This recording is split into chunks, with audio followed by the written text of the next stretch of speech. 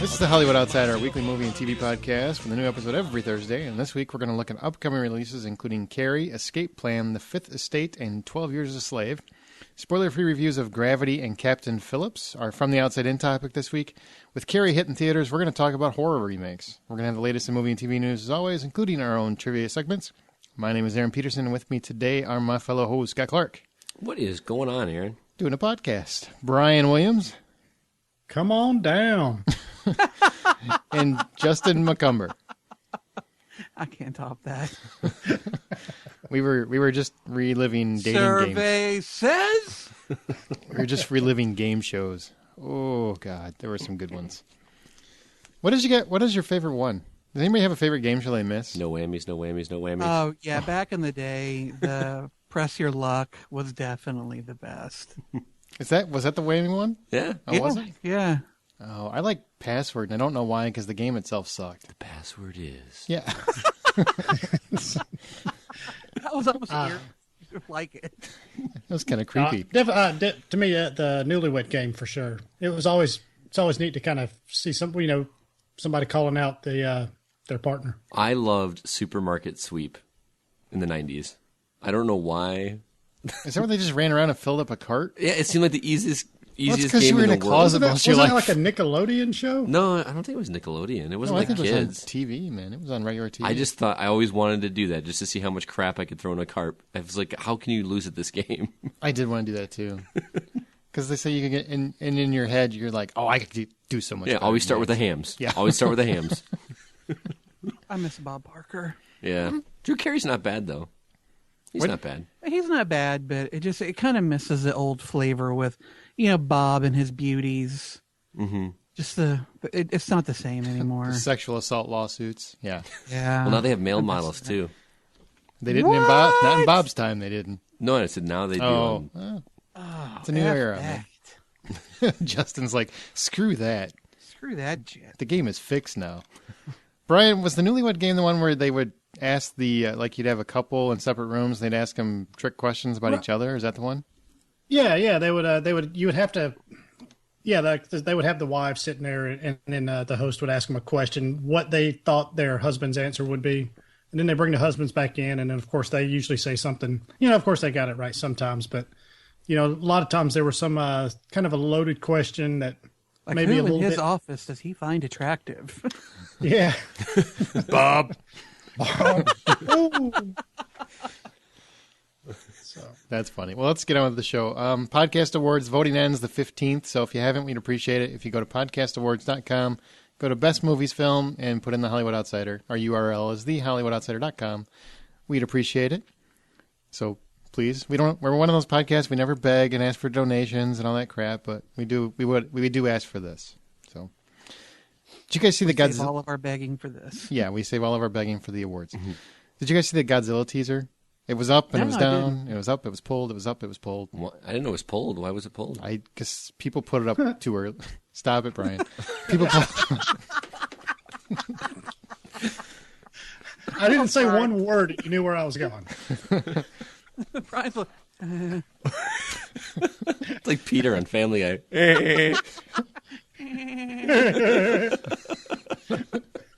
Did you guys see it? Did anybody not see it? I saw every time I it. tried to see it, it was pulled already. See? It's a fantastic teaser. I think you can find it now, but if you can, you guys should hunt that down. It's really cool. It doesn't show you much, but It looks promising. How does it feel, though, in this post-Pacific Rim world? Well, you got to remember, it's a teaser. It's very, very little. yeah, you just get to see the monster. Yeah. And I think if you grew up on the old Godzilla movies, they're trying to evoke that imagery. So, A more man in the suit kind of a thing? okay, No. with better effects. Well, yeah, I think that's what so many people, everybody seems to love the practical effects. And even though a pure CGI Godzilla may look like a better Godzilla, there's just something about that man in rubber suit thing that appeals to people. So it wouldn't shock me if they kind of went back to, even if it's not somebody in a suit, the Godzilla looking like that Godzilla that was a guy in a suit, rather than a big iguana. I like the big iguana. I thought it sucked. Brian, did you see the teaser? No, I didn't see it. I missed it. Okay, because I felt like it didn't look that different or that drastically different from the '99 version. Oh, you're crazy. I mean, I'm not saying like as far as like the effects, but I'm saying just the design of the monster looked like the head looked very similar to me. I didn't see Matthew Broderick anywhere. That's not what I'm talking about. I'm talking about the design of the art direction of the monster itself, and everybody. No, because the head was different. Because in the most recent remake, they kind of made it look like it was from Jurassic Park. Mm-hmm. And this one, they went back to the old design of the head, where it was a little bit. It's hard to explain, but small head, big body. Yeah, there you go. Okay, it went not that hard. Thanks. All I'm saying is, last night I was watching. I hate you. I was watching Pacific Rim. Thank you, iTunes. And I was in the middle of it, one of those fights, and I just kept thinking, I know there's a Godzilla movie coming out. I don't know how the hell they're going to try and match this. Not beat it, but even just match it. Mm-hmm. So I don't know. I'll have to see. I'd wait till they get a full trailer out before I can make any kind of pronouncement. But Pacific Rim set a very high bar as far as big monsters on the movie screen are concerned. But I'll bet you more people will see it. Oh, well, we'll see. I don't know. Did the 1999 Godzilla make huge money? It made decent money. I mean, it made its money back, but it was seen as a disappointment. They didn't make a sequel. They marketed the hell out of it, though, then. Oh, remember those cups with the Godzilla head? The big eye. I remember had that. P. Diddy or Puff Daddy on the soundtrack. That was a problem right there. Well, I was playing Kashmir by... That's just wrong. Let's get into movie news. Apparently, George Lucas was writing the next Star Wars trilogy for a full year before he sold off to Disney, which begs the question, would you want Lucas's script, or do you want like a completely unique vision? Yeah, I want a fresh take. I don't mind him, consulting, maybe clearing up a few questions, that kind of stuff.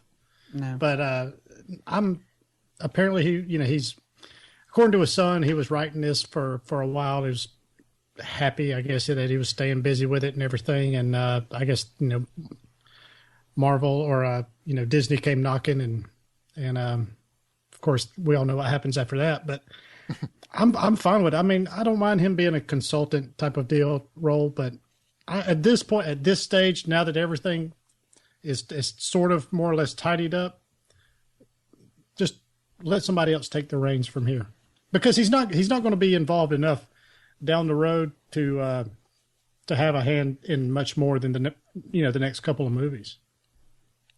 Justin, you said no, which actually surprises the hell out of me. No, take his script, go burn it, and start completely fresh. I love Star Wars, Episode 4. There are things about the prequels that I like, but Return of the Jedi and The Empire Strikes Back, neither of those were written by George Lucas.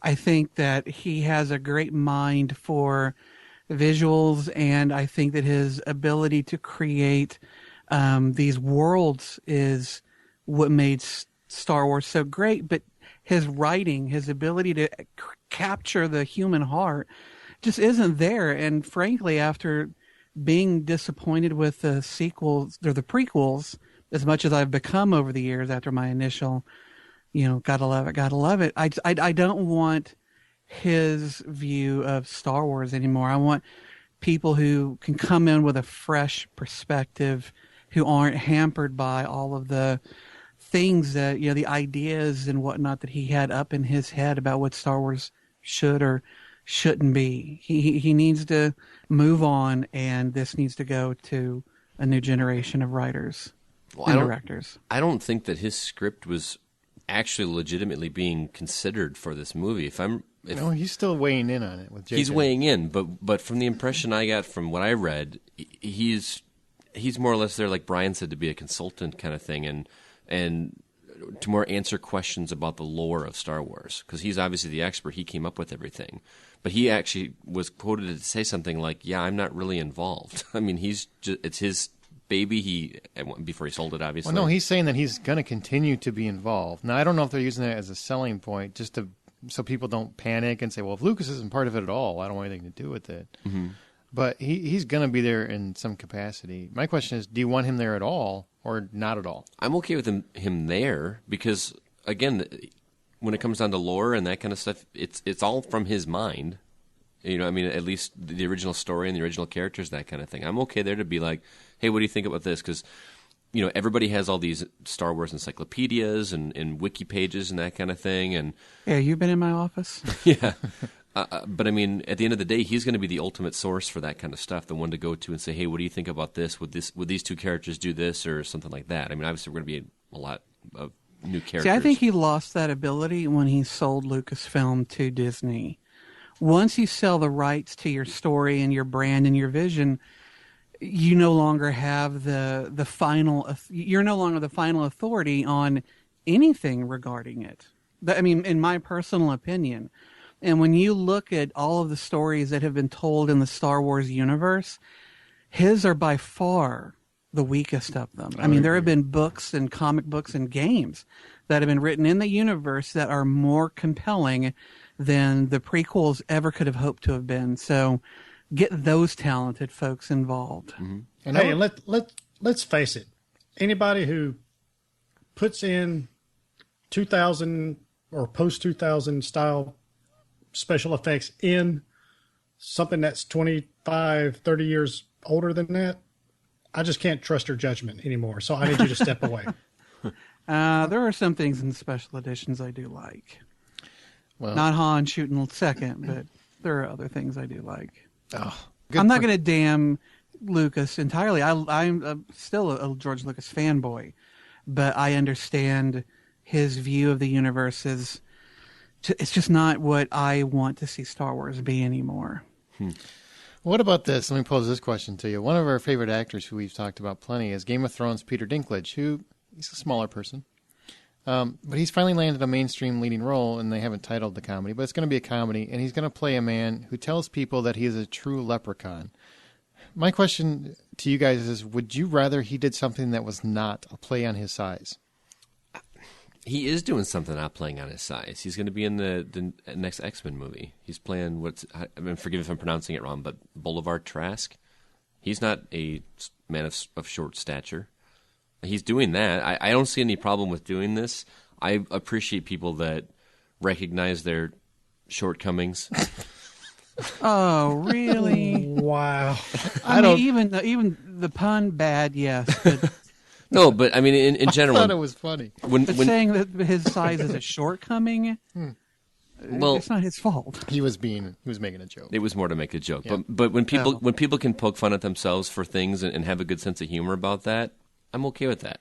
And I can only think of, outside of Game of Thrones, I can only think of one other instance where where he's poked fun of himself, and that was in the movie Elf, that was the joke, was that he was being called Elf. Call me Elf one more time, that kind of thing.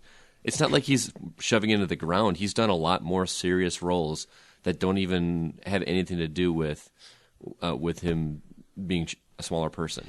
It's just one of those things, and that's an excellent point. Honestly, it really is. I personally like him as an actor, and I've seen him in a lot of other stuff. Was it The Station Agent that he did? Station Agent, yeah. Fantastic performance. And I would like to see him do something where it doesn't have to be a portion. I realize that you can't separate it. I mean, he's a smaller guy. It's not like you're not going to notice that. Mm-hmm. But I would just like to see him do something where he's allowed to just be a character that isn't tiny. If this was like a family comedy we were talking about, like an Elf sort of movie, I'd probably agree with you. But the fact that they want to make this like a Bad Santa type of movie where it's raunchy and a bit darker, for some reason that makes it much more interesting and compelling of a role to take than just, hey, this is Elf 2, Electric Boogaloo, and I'm a department store elf. That's not interesting to me. But him playing some boozing, conniving guy, I do like that idea. I do too. Because nobody expects the little guy to be, the bad guy or, the con artist. Well, after seeing Bad Santa, though, like you said. All right, well, we've got one, and I want to preface this that we're not going to give away any spoilers, I promise. So let me finish the question. You'll understand where I'm going. Some people, hipsters mostly, have been talking about gravity's scientific accurateness because astrophysicist Neil Tyson decided to take some stabs at it and say, this wouldn't happen, blah, blah, blah, blah, blah. My question isn't about the film itself. My question is, in a fictional film, which supposedly does take place in reality, so to speak, Do you think they owe it to us to be scientifically accurate? I do. For this kind of movie that really hangs so much of its story on physics and science, I think that the people who write the film are they've kind of already put themselves into a corner, because everything they're doing hinges on, angular momentums and things like that. But if you start fudging with that, then why should we take any of it seriously? And that's what makes Gravity the film that it is we take it seriously because of the circumstances involved. If you start fucking with physics and start screwing with things, then you've kind of undermined what you're doing. We're not talking about John Carter here. This isn't Buck Rogers. This is a film that wants you to believe that the things that are happening are scientifically accurate. They put the whole NASA label on the suits, and it looks like it wants to be believable. And if you're going to do that, they had NASA patches on the suits in Armageddon. That's a really good point. That's true. Did anybody watch Armageddon going into it expecting anything but shit blowing up? Look, the NASA thing aside, this film should have strived for a bit more scientific accuracy, because you can make a compelling film with accuracy. Why you actually fudge things, I'm not quite sure. I don't see what the big deal is. I don't care if it's astronaut stuff, if it's firefighter stuff, police, advertising executives. I don't care what it is. There's every movie that does with any sort of job, profession, there's always somebody going, they wouldn't have done that. Military stuff especially. There's always people saying they would never do that. In real life, that would never happen. This, to me, is just another one of those things. When I pay my ticket and I sit down with my popcorn leaking through my bag into my lap, I go in there with a certain amount of disbelief or suspension of belief, I'm sorry. And if it's not just completely in line with whatever the Neil Tyson or Neil deGrasse Tyson. Yeah. I've watched plenty of shows on, Science Channel and stuff with him. I mean, he's a brilliant guy and everything, but I don't care. I mean, it takes somebody like him to pick this movie apart. And well, to be fair to him, he didn't pick it apart. He sent a series of tweets that pointed out some inaccuracies in the movie scientifically, but then he ended it with, but all in all, I enjoyed the film. So it's not like he's one of these hipster douchebags that's going to sit there and pick something apart just for the joy of picking it apart. But my point is still the fact that every single movie that deals with any sort of job, profession, etc., there's always embellishments. There's always exaggerations and things to make the story and the movie and the suspense work more, even though they are not necessarily, they probably wouldn't happen that way. So I'm like, anybody bitching about it, fuck them. Well, I think Aaron's initial question was, do they owe it to us to be scientifically accurate? And in my opinion, the thought of filmmakers owing us anything is absurd. They're making their own art. They make whatever they want. They're not. It's not up to them to give us anything, good or bad. Personally, the accuracy pulls me out on occasion, but it rarely affects my enjoyment of a movie. I might note it and point it out, but me personally, the reason I'm pointing it out or noting it out is because it makes me feel smarter and I know something more than somebody else does. So for that, I don't think they are obligated to do anything on that front. It's a movie. It's like they don't have to do anything. They make whatever they want. My personal opinion is it's not a documentary. I'm kind of with Brian. You're going to get some exaggeration as long as they don't go to drastic. It's one of those things where it depends on the context of the film. Now, the film is supposedly... One of the scenes, though, is a pivotal, dramatic scene, and it is completely, totally inaccurate in its science. It's a pivotal moment, and it's completely implausible, inaccurate, would never happen. My theory is, that's your opinion. That's not necessarily a fact because none of us have actually... Hold on. What are you talking about, my opinion? I'm saying it's an opinion. It's not a fact that it would never happen. No, well, okay. in order to explain what I'm talking about, I'll have to spoil something, and so I'm not going to. Well, don't. I haven't After seen the it. show, you and I can chat, and I'll tell you exactly what it was. Well, if and it's it's one thing that Neil deGrasse Tyson pointed out. I saw that, and I don't agree with him. So it's Okay, so what you're saying then is you disagree with a PhD astrophysicist talking about what would happen. He said it was very, Justin, very... can I introduce you to Aaron's ego? That's true. None of us are scientists. I don't go to a movie to write a thesis. I'm not going for that reason. I'm going to enjoy a movie. And as long as it doesn't take me out of it, like they pull out fucking laser rifles in the middle of it and start shooting at each other, then I'm fine with it. I think it's silly that this story gets so much traction because it's ludicrous. The movie is completely enjoyable. I don't know a single person that would have noticed any of this if he didn't specifically point it out. Mm-hmm. Well, if you hung out with smarter people, maybe you would know something. Well, and to back up Brian's point earlier, he was mentioning that sometimes things need to be tweaked to make the movie more enjoyable. That's why we have a lot of movies out there that are based on actual events. Right, inspired by true events. Inspired by true events. Right. They have to tweak it to make it work in a film. If you do it exactly like how it happened in real life, it's either going to not be as interesting or it's not going to flow as well. So there has to be some kind of tweaking in order to make it an interesting and enjoyable film. Now, Brian, you had something that came up just beep, beep, beep, beep, beep. So what was it? It's in some regards to the Man of Steel movie and Batman. Basically, they kind of explain how the backstory for Batman will be. It's going to be more hinted at. It's not going to be what we know is, over the last couple of movies where it's just going to be done in flashbacks and not even really too much of a significant portion of the film either. So just basically it looks like it's just a couple of quick scenes of Bruce Wayne's parents dying. So that's how they should do it. Yeah, it should stick close to the Batman Year One and the Batman Earth One origins. Oh, but you're leaving out an important thing I just saw in that article. Apparently, Mark Strong is up for Lex Luthor. You're right, Justin. Mark Strong, who basically he's just the quintessential bad guy nowadays. He's doing that new show that Low Winter Sun. Yeah, Low Winter Sun.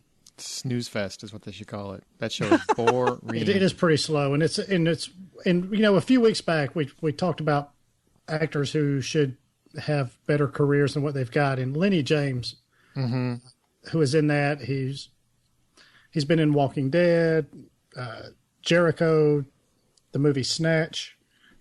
Love that guy. He should be. I want him to have a better career than what he's actually having. Mark Strong as a Lex Luthor would be pretty. Pardon the pun, and it'd be pretty strong. Yep. He was Sinestro in the Green Lantern. Mm-hmm. So I'm just glad they moved on from Bryan Cranston, token bald guy. Yep. And even Timothy Dalton's being looked at to play Alfred. So that's an interesting cast. Bring back Michael Caine. He should be Alfred in every Batman movie until he dies. Yeah, but with the bad Cockney accent or without? Both. Mix it up. I want to see something different every time. Is it really a bad accent or is that his real accent? Well, if it I is have no real, idea, but it just sounded awfully thick. I think it's real, but it's bad. Yeah. He should get it looked at. It's kind of like Brian's. It's just way too real to be believable. I'm really going to disagree with you on that. Welcome to Brian's Trailer Park. Set in a dystopic present where vigilant gargoyles and ferocious demons rage in a battle for ultimate power, Victor Frankenstein's creation, Adam, who's played by Aaron Eckhart, finds himself caught in the middle as both sides race to discover the secret to his immortality. From the creators of the hit supernatural saga Underworld comes the action thriller I, Frankenstein, which is actually based on a graphic novel called none other than I, Frankenstein by Kevin Grevioux or something. Grevioux? I don't know the guy. I'm sure that's exactly how you say it. I feel like Aaron right now. So I don't know, Aaron, what you think about this? You're suddenly handsome. I think it's... I think it looks kind of like a really big budget B movie. Yeah. And it looks terrible. And I don't think that's a good thing. I think it looks like they were trying to make a good movie and they didn't like know. a bad Van Helsing or something? Yeah, there you go. Yeah. That's pretty much what I was thinking. I had high hopes, too, because I thought it was a cool concept, and Aaron Eckhart's a good actor. Yeah, I like Aaron Eckhart a lot, and it just seems something that he wouldn't... I like the way he looks, though, in it. I mean, just, cool. Just that little part of it. I mean, I mostly agree with you guys, but he kind of looks pretty pretty tough as Frankenstein. Now, if it comes out in January, it's almost guaranteed to be shit anyway. So, yeah, but in the trailer, and this is everybody always argues or corrects people on is it Frankenstein or is it Frankenstein's monster, and like in Brian's description, he sounded like Frankenstein created this monster, but in the trailer, it seems like everyone is yelling at Frankenstein, and Frankenstein must be destroyed, and. Maybe he's Adam Frankenstein. Yeah, he mentions in there that he's 200 years old, so he is created, and so he is like around 200 or so years old. So I'm guessing he's Frankenstein's monster. I mean, they don't want to keep yelling Adam. That doesn't sound nearly as cool as Frankenstein. I just know that Frankenstein. But that might be more scientifically accurate since that is his name. But if he took the surname of his father, then it would also be accurate to call him Frankenstein. Thank you. Seriously, if they are going for the science behind Frankenstein's monster, I think it should be. I found all sorts of problems with Van Helsing science, so don't even get me started on Frankenstein. Like the script, the direction. Yeah, this movie looks like shit, and I was really hoping for something better. But yeah, it looks like a really weak Underworld knockoff. Yeah, and when Justin McCumber will not praise this kind of trailer, it is a bad fucking movie. Because I love films. Yeah. Bad ones in particular. I mean, let's all hope Aaron Eckhart gets a different agent, because he's not really he's not really doing a whole lot of good stuff other than 10-minute Punisher things on YouTube. He should have been played by Dominic Purcell or whatever the fuck his name is from Prison Break. That's the kind of B-level movie this movie is. Yeah. Yeah, he's got a new one out called Viking. That fucking Viking? Oh, God. Have you seen that trailer? That's awful. It is awful. That was like a joke. I know. Oh, God, I'm actually in tears. Anyway, I Frankenstein does open January 24th, so yeah, maybe that should die a quick death. And I do want to clarify before we get any mail, Aaron Eckhart wasn't in the Punisher YouTube clip. That was Thomas Jane. Oh, you're right. I do stink. My bad. Because somebody will frickin' email. They will. Yeah, they'll blow up the face tubes and stuff. So, all right. Well, next up in what could be just about the worst title of the year, Jack Ryan's Shadow Recruit opens on Christmas Day this year. The Kenneth Branagh directed spy movie based on an actual original story on with the Tom Clancy character. Jack Ryan is a global action thriller set in present day. The story follows a young Jack Ryan, played by Chris Pine, as he uncovers a financial terrorist plot. And the story follows him from like a post 9/11, his tour of duty in Afghanistan. It kind of messes him up for a while, and even into his early days with the financial intelligence unit with the modern CIA. And he becomes an analyst under the guardianship of his handler, who's played by Kevin Costner. So when Ryan believes he's uncovered this Russian plot to collapse the United States economy, he goes from being an analyst to a spy and must fight to save his own life. And, of course, the girl he loves, his fiancée, Kathy. So, Justin, what'd you think about this one? I actually liked it. I mean, it's not... what I really enjoyed about it is that they didn't turn Jack Ryan into, a Jason Bourne type, where he's suddenly capable of all of these amazing kicks and jumps and shooting. It was a more believable type of action hero. I don't quite know why the whole Shadow Recruit was added to the title. I think just calling it Jack Ryan would have been enough. But if Chris Might Pine have confused it with Jack Reacher. Yeah, I think that's part of it. Oh, maybe. I think that's part of it. If Chris Pine is looking for a new franchise to add to his repertoire, this isn't a bad one. I think it looks like a pretty decent start.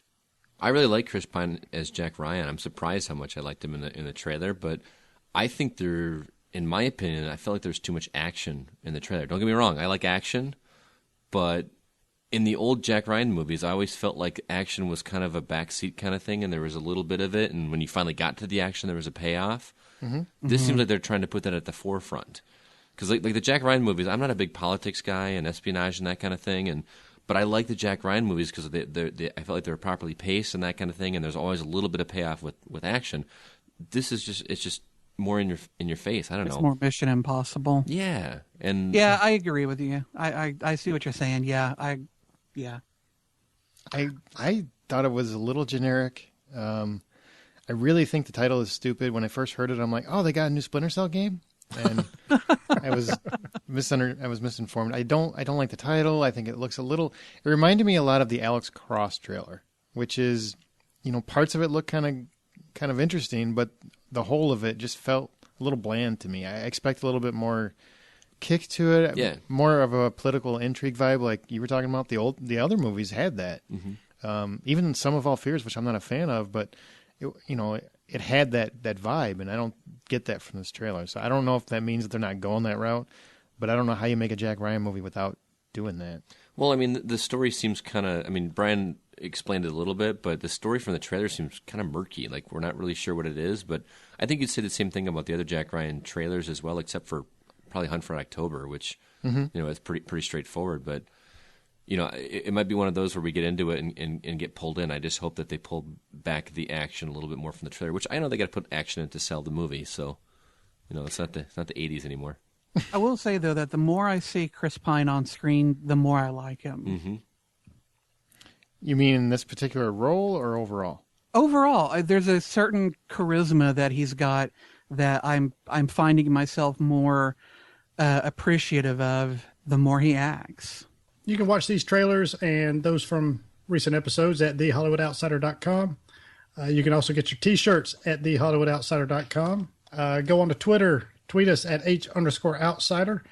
Like us on Facebook at facebook.com/thehollywoodoutsider. Leave us a message or give us a text or message, whatever you want to do, at 818-81-I'm-a-ho. That's 818-814-6246.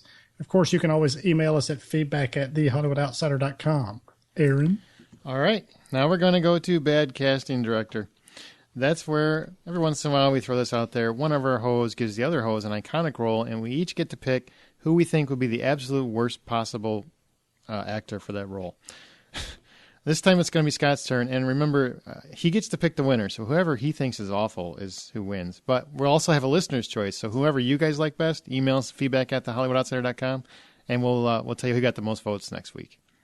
Scotty, who is your iconic role you want us to recast? My iconic role is Forrest Gump, Tom Hanks' role back from what year was that? 94, I think. Yeah. So who would you guys cast as Forrest Gump? Aaron? I went with Nathan Fillion. Because I don't know if he could pull it off, A, and B, if you could take him seriously pulling it off. I think you would laugh the whole freaking time. All right. Justin? I'm going to go a different route with the casting on this, and I'm going to go with Eddie Griffin. Eddie Griffin?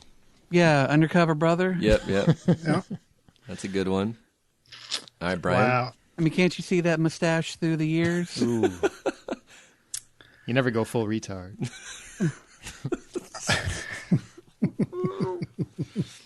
For all complaints, direct them at feedback@thehollywoodoutsider.com. Aaron at. Yeah, hit me direct. Aaron at thehollywoodoutsider.com. I'm going to go with Seth Rogen. Touche. Who's your pick, Scotty? Oh, Seth Rogen or Nathan Fillion or Eddie Griffin. Oh, man, that's a hard one. Who would be the worst? You basically picked the winner. Whoever's got the worst pick. Who makes you cringe the most? As Forrest Gump, I'm going to have to go with Seth Rogen. Yes! Brian you would wins. rather see Eddie Griffin play that role. I don't think you can go wrong here. No, I mean, there's not a bad choice. Well, There are better choices. That's what I'm saying. He picked the better one. Okay. I think he picked well. Actually, Seth Rogen was on my list, so. yeah, But I didn't claim him, so Brian wins. Dick. Seth Rogen.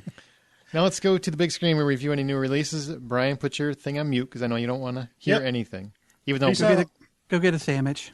we're not going to spoil anything, no, so you can stick around. Gravity was one we saw where we just debated all the sciences of it. Justin, what was Gravity about? Am I the only person that every time I hear that title, I hear the John Mayer song? No, I hear it every single time. Every damn time. Yep, pretty much. All right, well, I'm glad I'm not alone in that. Gravity is the latest film directed by Alfonso Cuarón. I made that sound like he's the Muslim text. Kind of. How would you really pronounce that, Curly? Cuarón? Alfonso Cuarón. You're asking Aaron? Written by him and his son, Jonas. Gravity is about two astronauts in orbit around the Earth. One played by Sandra Bullock. She's playing a biomedical engineer mission specialist, Dr. Ryan Stone. And George Clooney plays the role of Commander, Matt Kozlowski. In the midst of their repairs to the Hubble Space Telescope, where apparently Dr. Ryan Stone is adding... Why a medical engineer is up there, I'm still not quite sure. I think she was adding some kind of module that's looking for medical information via the telescope. I don't quite know.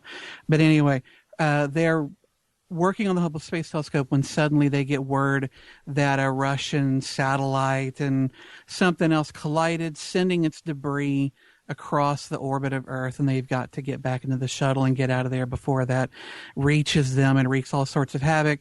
You've seen the trailer. You know they don't make it back to the shuttle in time, and lots of drama ensues from there. What did you think of the story that Alfonso and Jonas wrote? I honestly am not sure exactly how long it took them to write it. 45 minutes? Hour? But do you find that, is that a good thing, a bad thing, or are you nonplussed either way? Here's one of the points. Somebody else asked me that, and here's the point that I brought up. Was a movie came out earlier this summer called After Earth. Very simple plot. Get to one point in order to survive. That's really all that movie was. Same thing here, just different place.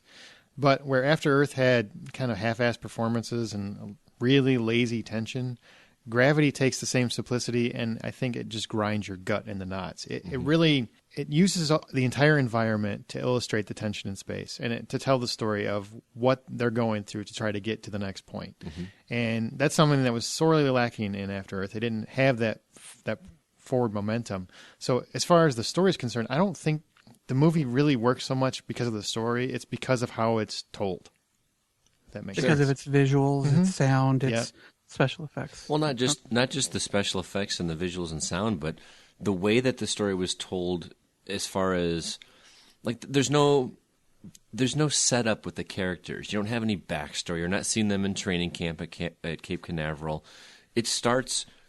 You have about 5 minutes of introduction to the characters before stuff starts hitting the fan, and you felt like you already knew them pretty well. I would agree with that. Yep. And to me, that was impressive, because for you to get that attached to a character that quickly, without any voiceover, without any these are our characters, just totally through conversation. But they're not even physically talking to each other. They're talking through intercoms or whatever they use, whatever astronauts use in space.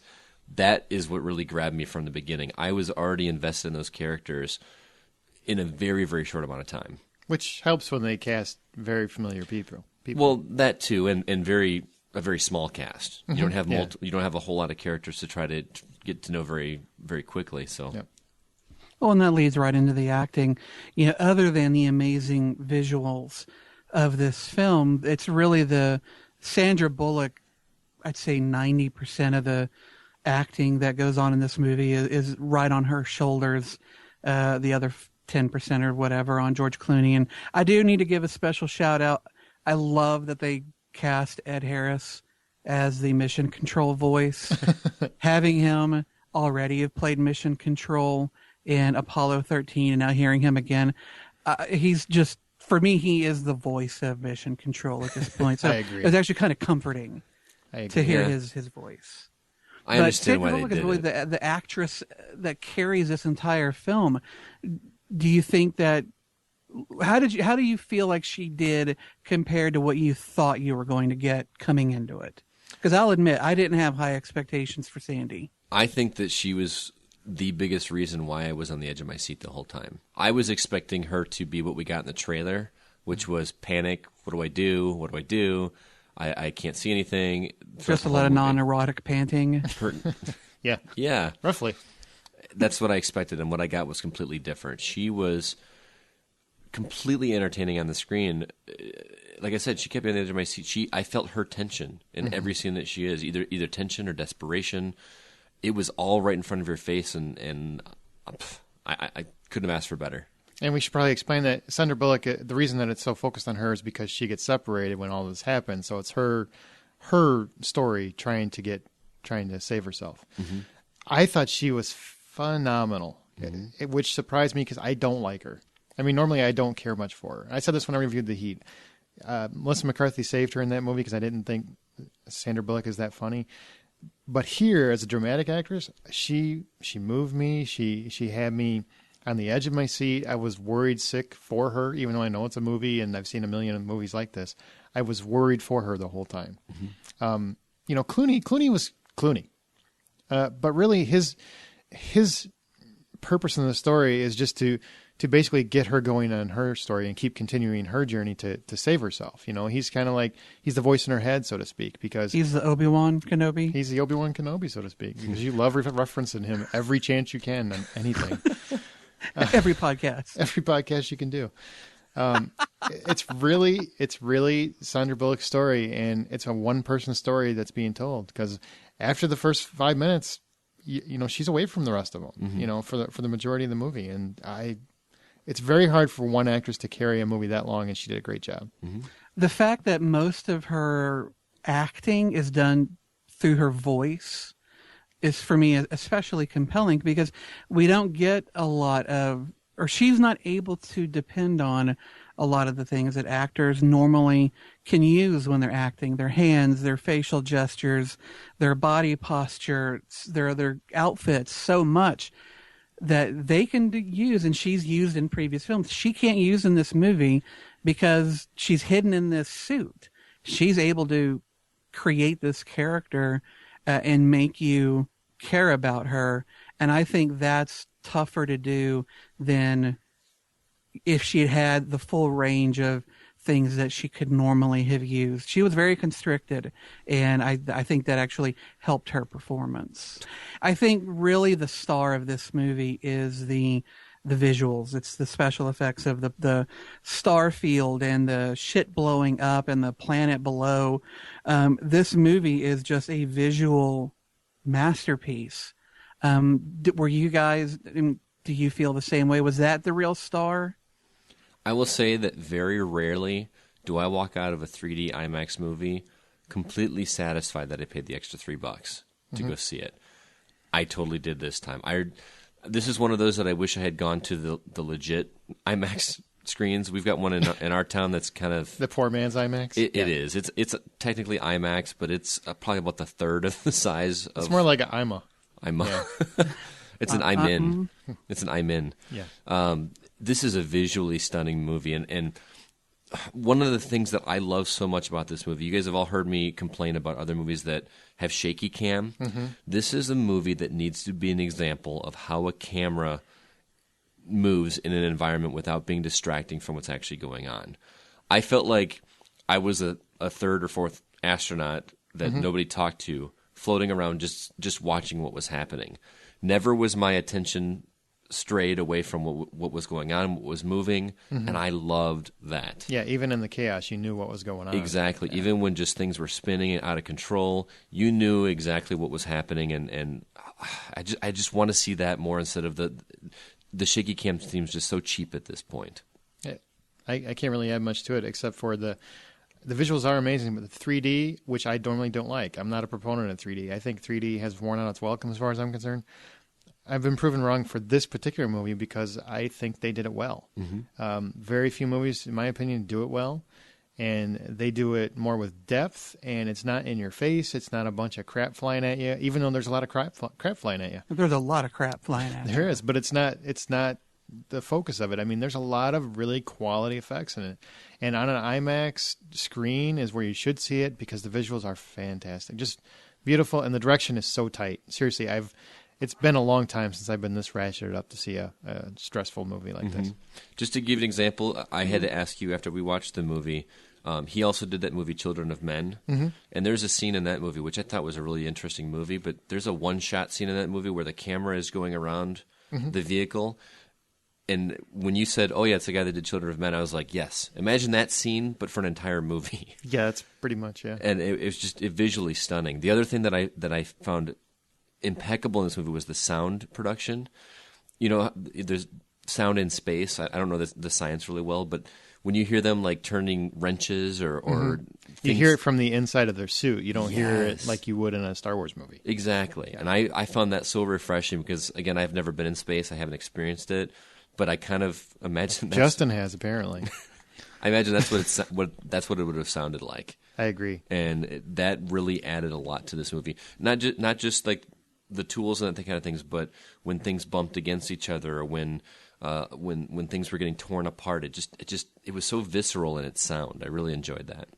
All right. Well, if $1 to $10 is the price of admission, what would you guys give this film? The end was a little too easy for me, but it didn't really hurt the movie for me. I give it 8.50 out of 10, or $10 full price. I have very little to complain about Gravity. The production is quote artsy enough without being too much of a distraction. The production value is top notch, and the stellar acting from a tiny cast is really good. The only real issue I have, it's a one and done kind of movie for me. It's not one I don't think I would enjoy as much a second time unless I were maybe watching with somebody. But if $10 were the full price of admission, I also give it an 8.50. All right. For me, my initial reaction to the film and my present feelings about it are a little bit different. This movie is a tight 90 minutes. There is very little fat to be found on this movie, and I like that. I like that they didn't artificially try and extend what is already a very, very bare bones story. I mean, there really is no story. It's just her trying to get back to Earth, and that's it. Sandra Bullock's performance is really well done. It's a beautiful movie to look at. The sound is really nice. I give this film an 8 out of 10. I think it's getting a little overly praised in some circles. I don't think this, while it is a beautiful film and really more of a experience film than anything, it's getting a lot of praise that I think is a little bit overblown. And what my final thought on this is that so many people are giving this movie praise and they're giving it a pass for, a bare bones story and, very few characters in it, but they don't give that same pass to some other films that are also very visually stunning and that they're more about an experience rather than, an overall, entertainment. And I wish they would be so kind to those other movies. But for Gravity, I would give it an 8. I think it's good, but like Scotty said, it's a one and done. It's not a film that I want to go back to again and again. Now, I saw Captain Phillips. It's basically the same kind of movie. Very simple plot. In 2009, Somali pirates took over the MV Maersk, Alabama, the first time an American cargo ship had been hijacked in 200 years. And following protocol, Richard Phillips orders the crew to the lower galleys where they attempt to hide from the pirates. Things, of course, go awry, because they have to. And that leads to Captain Phillips being their captive in what became kind of a race against time to save his life before the pirates reached Somalia soil. Now, the news is crazy reliving the story because the crew are saying Captain Phillips is not the hero the media paints him out to be, that he ignored emails to avoid these waters. And I want to point out first and foremost that in the movie, now I can't speak to the actual story, but in the movie, he never gets painted that way. He never gets painted as some hero that saved all these people. Tom Hanks portrays him in actually as Tom Hanks. He's an everyman. He's trapped in a horrible situation. The crew and the Navy SEALs in the movie are really the heroes in this. I never for 1 minute in the film thought Captain Phillips is the actual hero. He's just the guy that's the story's being told through. And he did an admirable job. I don't understand where all that stuff's coming from. But as far as the movie goes, it's a very tense, very taut film. It's very well told. And there's a scene in the film, and I don't want to say where it is or what it's about because it would kind of be a spoiler, but Hanks he kind of has to break down. I mean, he has an emotional breakdown. I mean, this is a very stressful event, obviously. And that 5 minutes that he has show exactly why he's a 2-time Oscar-winning actor. I mean, just phenomenal, and you want to break down with him. The other cast, they actually cast real Somalians in the roles of the kidnappers or hostage, whatever you want to call them, terrorists. Primarily Barkhad Abdi as the lead taker, Muse. He says Moose, but the other guy says Muse, so I don't know. He doesn't break out in the song, Scott. He played him as a real person. He did a very good job for somebody who's never acted before. And they also kind of show him as a real person. He's not just a terrorist. He's kind of, they very much illustrate him as a character, not a caricature, which I really appreciated. But the movie itself, it's really about suspense. And Paul Greengrass, who also did the last 2 Bourne movies, he knows how to deliver that. And thankfully, Scott, you'll appreciate this, he stays away from the shaky cam. It's not excessive. It's there, but it's done a lot better. It's just a little bit more stable than in those movies. The one thing that was going against this movie is I saw Gravity like right after it. And the suspense in that film is done so much better and much more intensely, it actually made me rethink my score here. So I really liked Captain Phillips, and I think Tom Hanks is back as far as I'm concerned, and great job. Really impressed me, but I give the film 7 out of 10. Now you got to see Captain Phillips before you saw Gravity, whereas Captain Phillips is actually being released after, correct? Mm-hmm. This is a sneak preview. Do you think that people are going to, if they see Gravity first, then be more disappointed? Is that what you're saying? I just think it's the same kind of movie. It's telling the same kind of story. Mm-hmm. I mean, it's very much a suspense thriller, and they're very similar. They're both fighting to survive, just different circumstances. And one was told completely different. One, I say, demands to be seen on the big screen. The other one, I don't necessarily think does. Okay. How's that? They both should be seen. I just don't know if it's worth your money. Just unfortunate they were released so close to each other, maybe. Really surprised, because they're very similar. I mean, I would assume the demographics are the same and everything else, but... Continuing with the Gravity train, it opened to number 1, biggest October ever, 55.7 million. Huge. Cloudy with a Chance of Meatballs, number 2 with 20.9 million. Runner, Jay Timberlake, 7.7 million. So sorry. He's never going to be a movie star. I don't think that's ever going to happen. Prisoners was number 4 with 5.7 million, and Rush was number 5 with 4.4.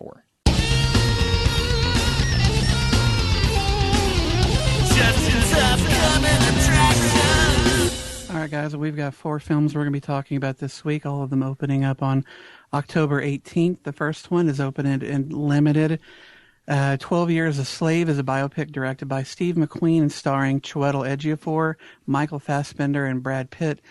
Based on an incredible true story of one man's fight for survival and freedom, 12 Years a Slave is about Solomon Northup, a free black man from upstate New York who is abducted and sold into slavery before the Civil War. Facing cruelty as well as unexpected kindnesses, Solomon struggles not only to stay alive, but to retain his dignity. In the 12th year of his unforgettable odyssey, Solomon's chance meeting with a Canadian abolitionist will forever alter his life. I've seen next to no marketing for this movie, so I really have no idea what to expect from him. What about you, Aaron? You're the king of Holand. Your ear is constantly on the ground for what's coming up from Hollywood. You got a beat on this one? This one is being praised as the best movie of the year. So I don't know how strong that is. That's just some of the early reviews. And you know how that is. When these kind of movies come out, you've got a lot of quality actors, a really deep personal story. That sort of thing always kind of jacks it up a little bit. So I'm always a little hesitant, but I do want to see it. It looks really interesting. It's definitely a different take than Django Unchained was. So I'm looking forward to it. It's hard for me to say how I feel about this movie without sounding insensitive. I think this looks like Oscar bait, number 1. And number 2, I understand this is what our country was like years and years ago. Mm-hmm. I'm tired of these movies that are supposed to make me feel bad for how people generations ago acted and treated people. And this has come from the guy who loved The Help. I love the movie The Help. I think that did a different spin on it. I love Django Unchained. You don't have to excuse your whiteness. It's not even that. It just seems like the easy go-to anymore. Let's make a movie that tugs at our heartstrings in that aspect, and I'm tired. I'm tired of it. It looks very well acted. Lots of phenomenal actors in it. I just don't have any desire to see it. Hey, it's got Quinvon Jane Wallace. What you talking about, Wallace? What you talking about? What you talking about, Wallace? It's got that going for it. I see where Scott's going with it. But it does look like a very good movie, and it looks like it's well made. And of course, it's just got Oscar wins written all over it. All right. Well, the second film we're going to be talking about is The Fifth Estate, based on part on a book called Inside WikiLeaks: My Time with Julian Assange and the World's Most Dangerous Website, as well as WikiLeaks Inside Julian Assange's War on Secrecy by British journalists David Lee and Luke Harding. It's directed by Bill Condon and stars Brian's man crush, Benedict Cumberbatch, playing Julian Assange as he attempts to expose the deceptions and corruptions of power that turned an internet upstart into the 21st century's most fiercely debated organization. There are many people out there who'd call Assange a hero and a lot more that call him a villain. Brian, do you think this film will be enough to sway needles one way or the other? And do you care to be in the theaters to find out for yourself? I think it's going to be a very biased movie. I am curious for about him it. Or for Assange or against him? From what I'm gathering from the trailer, I really don't know much about it, but from the trailer, I get it. It's really pumping up his hero aspect. Oh yeah, he's put out to be a total hero. Who's a hero in the trailer? What's his name? What's Benedict Cumberbatch's character in Julian Assange? Yeah, isn't he kind of a douche in real life? Yeah, but I mean, who? Yeah, nobody really cares about that. Well, I wish. Unfortunately, I'm not as familiar with his story, so somebody enlighten me. I'm not either. I He know. started WikiLeaks. It was that site that started posting secret documents that they had found regarding all sorts of things, not just in America, but I think around the world.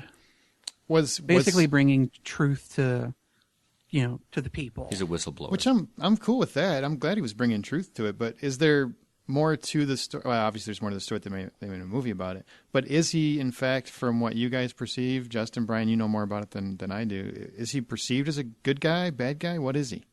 It depends on your political views. Or, if you're one of those types who thinks that governments are just inherently bad and, do all sorts of things that the people don't know about but should, then he's a hero. But if you believe that governments unfortunately have to do some certain things that may not be great, but they've got to do them, and, it's best that we probably not know about it, then no, he's not a good guy. I would pretty much agree with Justin on that. It's a perception thing. And to me, this almost looks like, I hate to almost say it, but it's like a Michael Moore, quote unquote, documentary. Was that sarcasm? I just, if the idea of the movie is to say, hey, here are the facts, then fine. But if this is 2 hours of, hey, here's why this guy is a international hero, I don't know if that necessarily appeals to me a whole lot. Well, and it's tricky because the trailer plays it up like it's trying to make you decide if you think that he's a traitor or if you think he's a hero.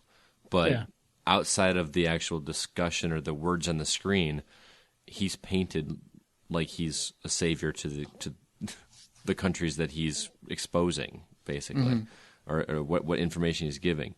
I'm like Brian. I kind of wish it were a little bit more straddling the fence on that. It seems like it's not.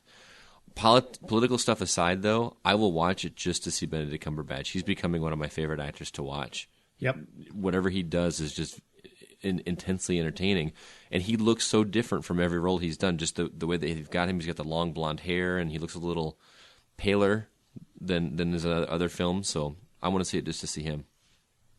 It is worth noting that both the books and the book and the article that this movie is based on are kind of unfavorable towards Julian Assange, and he's actually come out against the film, and he actually sent a letter to Benedict Cumberbatch saying how disappointed he is in him for being in this movie, which he believes is going to mislead people about who Julian Assange is. Wow. So this may be a case of the trailer indicating a film it's actually not.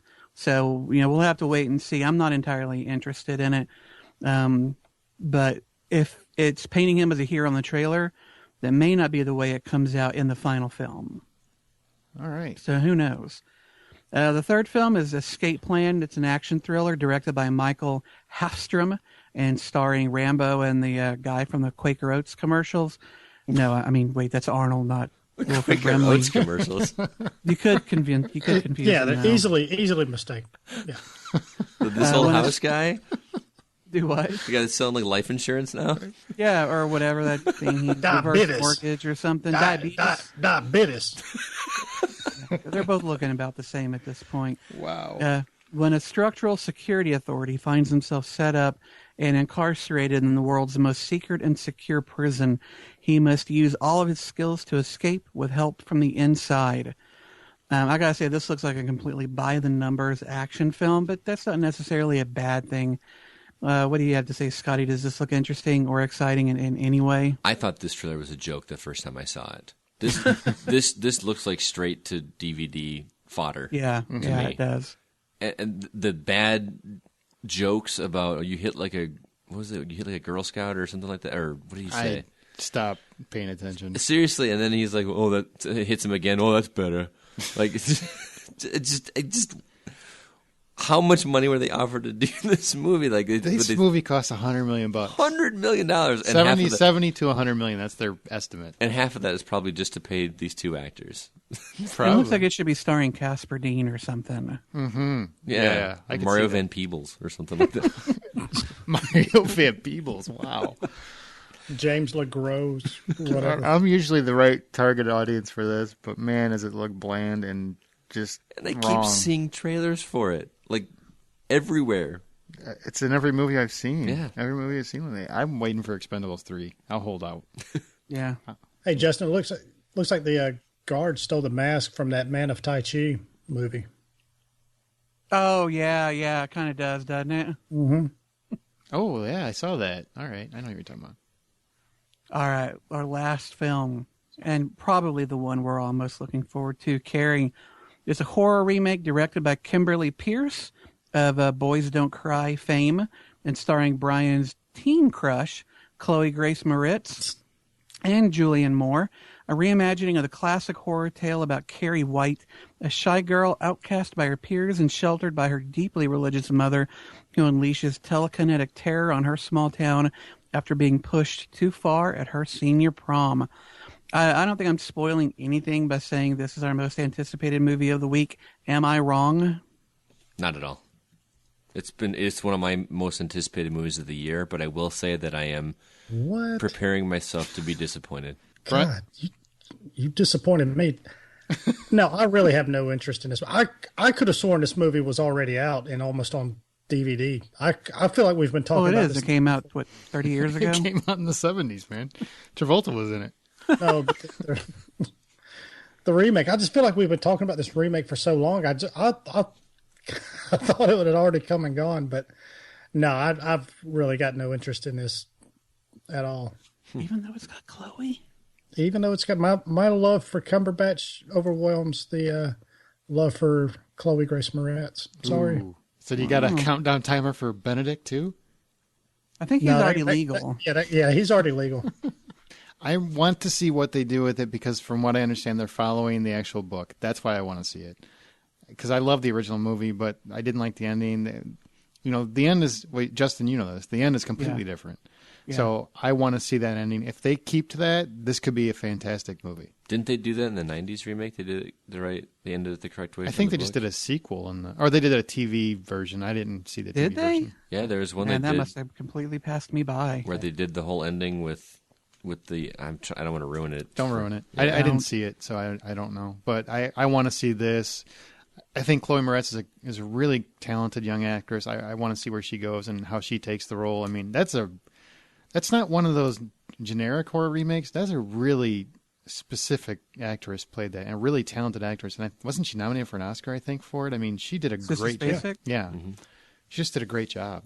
Great job. So that's going to be hard. That's going to be hard it's going to be hard for Chloe Moretz to top that. Some big shoes to fill. Is that what you're trying to say? Yeah, essentially. Yeah. Gotcha. All right, basically. Yeah. All right. They're all going to laugh at you. Of these 4 films, 12 Years a Slave, The Fifth Estate, Escape Plan, and Carrie, which one are you guys most anxious to check out? Brian? I'm already going to derail this train. I'm going with The Fifth Estate. All right, Aaron? 12 Years a Slave or Carrie? I can't Carrie. I want to see Carrie. Yeah. Scotty? Carrie. I've been waiting a long time. Yeah, I want to see Carrie, too. I'm so glad that they actually cast an age-appropriate actress for this, so they didn't try and, age down someone else. I think she's a perfect match for this character. And from the trailers and the constant commercials I see for it, it looks like a visually fun film. And if blood is anything to go for in a film, this one's got it in spades. So I'm actually really looking forward to it. Definitely Carrie. And can you guys believe it's the only horror release this month? I cannot believe we're going through an October without a Paranormal Activity. I'm actually kind of bummed for that. Yeah. I mean, I feel like I'm not living in No Saw right movies. world. it's weird. Yeah, fuck Saw. I want Paranormal. I've had 4 fucking years of Paranormal Activity, and it's on in October. Maybe they'll put one of the old ones back, or the trilogy back in the theater or something. That'd be kind of fun. I would actually go. Yeah. I I would mean, too. the quadrilogy. The quadrilogy. Yeah, there's 4 of them. Oh, there was. I forgot. Yeah, that. they're on 5. That would make that Yeah. they had 4. Yeah, my bad. That's why I I said are a 4. teacher. I are a teacher.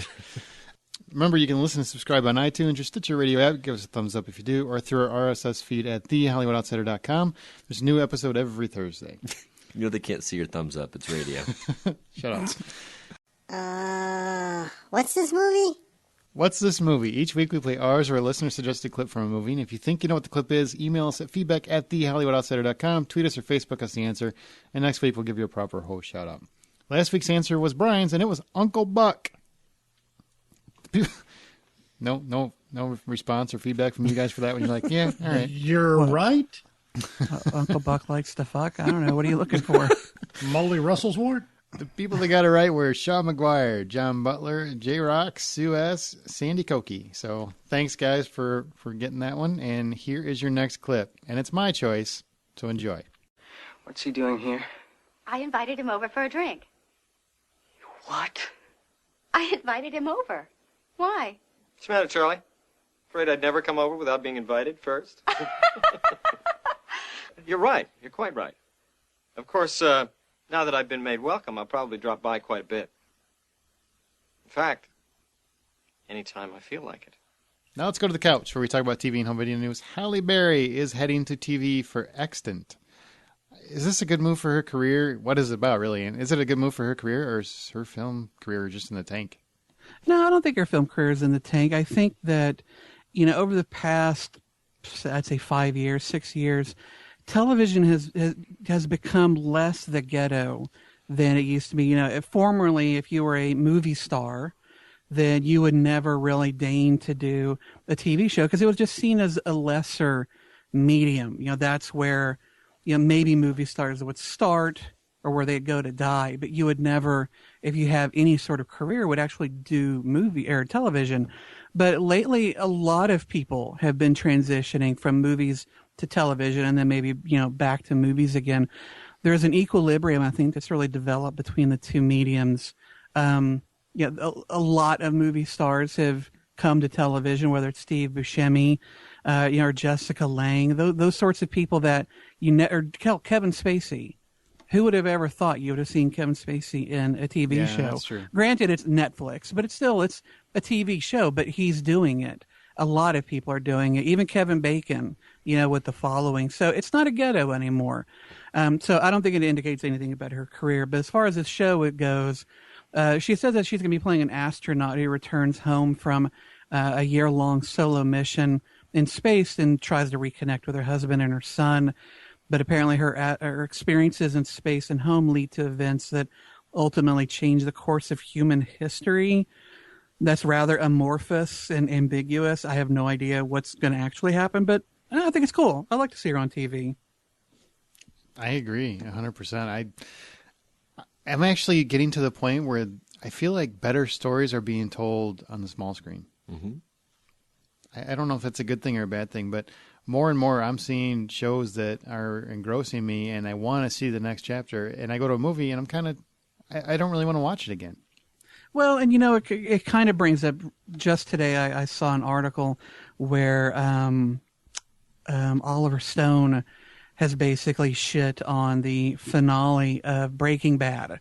Mm-hmm. He said it was not very good. It was overly violent, blah, blah, blah. And they wanted to get his opinion because originally Vince Gilligan said that he wanted the show to be Mr. Chips becomes Scarface. And of course, Oliver Stone directed Scarface. Fuck you, Oliver. When is the last time you've made a fucking film that was relevant? This show shits on you and damn near anything you've done in the past 10 years. Yeah, last one that comes to mind is JFK. Ooh, it's back and to the left. He's been irrelevant for a while. So he wishes he could do Breaking Bad. He does, idiot. Shut your stupid Burt Reynolds looking face. He does kind of look like Burt Reynolds now. He's bound down, loaded up in trucking. Which, speaking of Breaking Bad, did you hear the? They got a long way to go, and a short time to get there. Where I'm eastbound and watch old bandit run. All right. You guys okay? And scene. Did you guys see, speaking of Breaking Bad, and I don't want to beat this into the hole because I know everybody's sick of hearing about it. Beat it in the hole? Beat Is this that a in the hole? phrase? I've never heard anybody say that I before. like beating it in the hole myself, but Oh. Fertilize that some bitch. Did you hear that Jeffrey Katzenberg actually offered the filmmakers $75 million to make 3 more episodes? when did he offer that? That was the beginning of the season.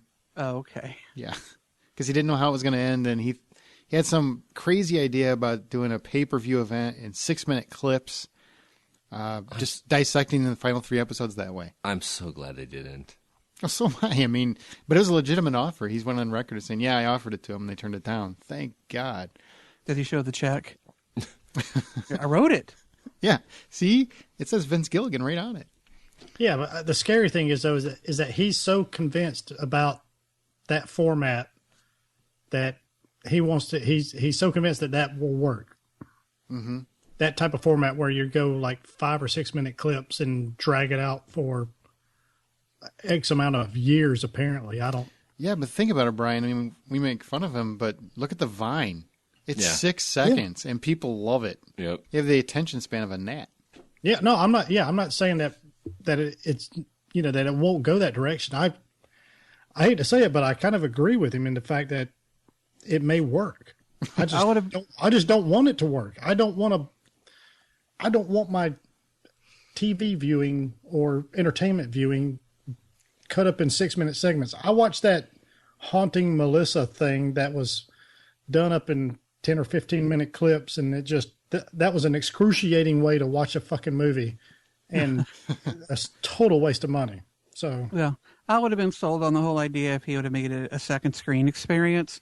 And fuck that, I want 3 screens. I want my iPad in one hand, my phone in the other, and then the TV, and then I just go into an epileptic seizure trying to capture all the content across those screens. No, wait a minute. You're okay with that with TVs, but not with movies? Okay, that's sarcasm. Oh, okay. You should look it up. I thought you were being serious. There needs to be a font. No. Sarcasm I was hoping font. I was vocally, giving away that I was being sarcastic. I got it, but I wasn't going to stop him. All right, Nielsen, the ratings guys, those are the people that tell other people if shows are popular or not. They're now going to include tweeting in their measurements for a show's success. Does that make any sense to you, Brian? Unfortunately, it does. Yeah. I mean, but unfortunately, if they use this, Sharknado would have been the biggest hit of the year, because I think 15 people actually watched it, but yet the whole thing just blew up the Twitterverse for about 3 days. That's true. That's true. Firefly would be back on the air right now if tweets were included. Yeah, we'd be in like season 12 at this point. And Nathan Fillion may have lost about 150 pounds. But basically what they're saying is... Ouch. Is like... it hurts because it's true. the smart folks over at Nielsen and Twitter, basically they're estimating that depending on the amount of people that tweet it, the estimated viewing audience for the show is actually around approximately 50 times larger. So, like, for example, if 2,000 people are tweeting about a TV show, roughly 100,000 people are estimated to be seeing these tweets and stuff. And, of course, that carries across the programs and kind of translates into the number of viewers and stuff, too. And so, I mean, they've got to, I guess Nielsen has to evolve somehow. So, they don't have the boxes on TVs like they used to, 20, 30 years ago. So I guess it makes way back sense. in the day, you actually had to write in a journal. Yeah. Yeah, I remember that. I remember when my mom brought the thing home and she said, "Hey, we're going to be doing the Nielsen ratings." I'm like, "Sweet." You got to write everything down and you got like $2. They paid you like Maybe they $2. should get that Get Glue app and start following that too. The people post when they're watching a TV show and they get their little stickers. Let's go to DVD and Blu-ray, Scotty. Wow, that went over well. I know, that just went completely unremarked. I was like, all right, I guess. Hey.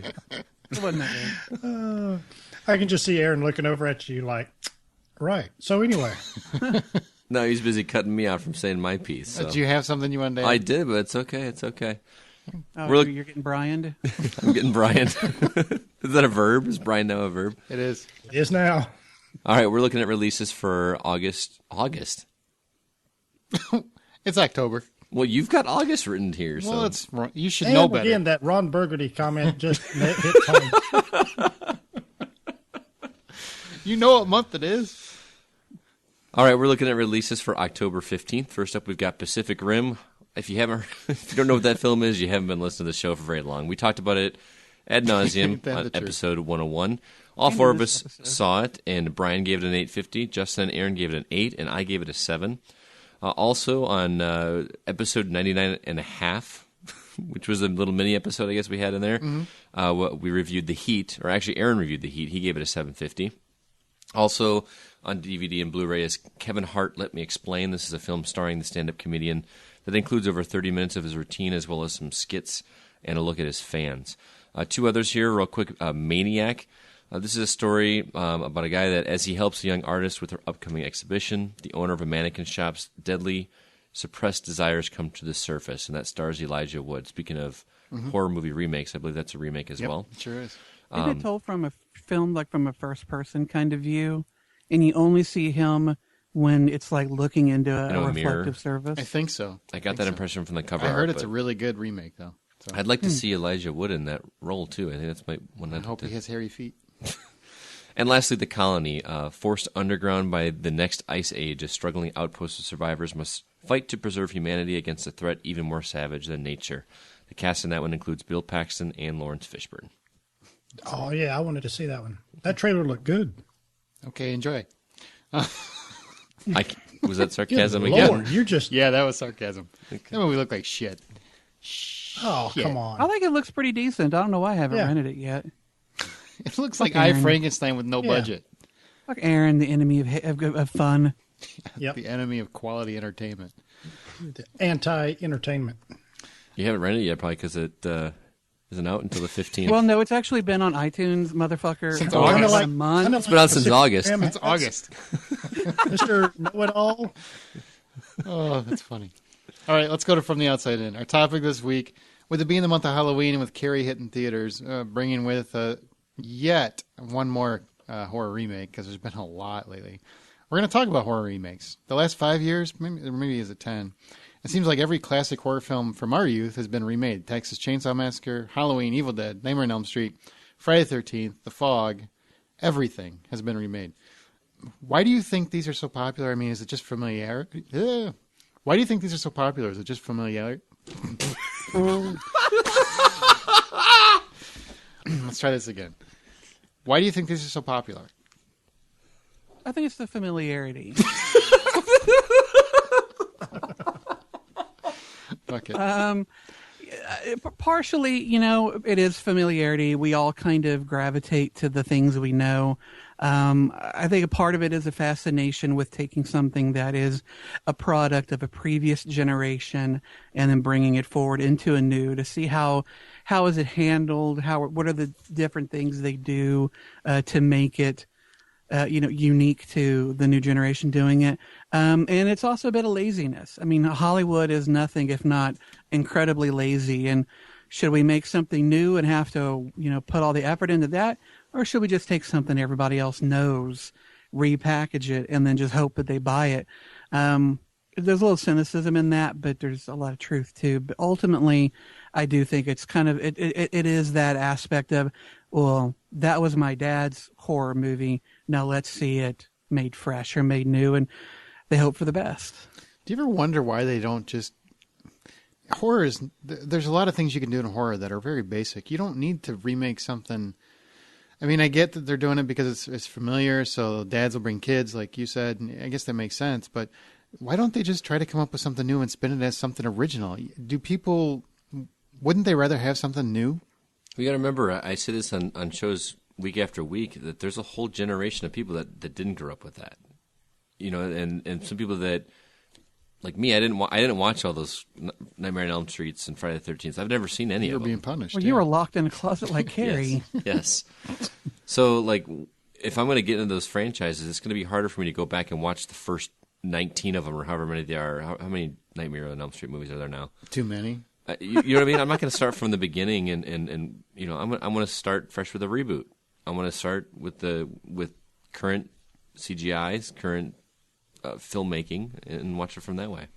Yeah, that was kind of my point. Was that it seems to be that, hey, we're going to try to I guess connect the younger generation with this and have more up to date special effects and stuff, because I mean that's a big part of a lot of these. And now, I mean, you have to have a certain amount of realism to it, because a lot of these older ones, they just don't translate well. Mm-hmm. Does it ever seem like sacrilege to you? As in, no, don't touch that movie. Horror, for me, horror is one of those genres that pretty much no.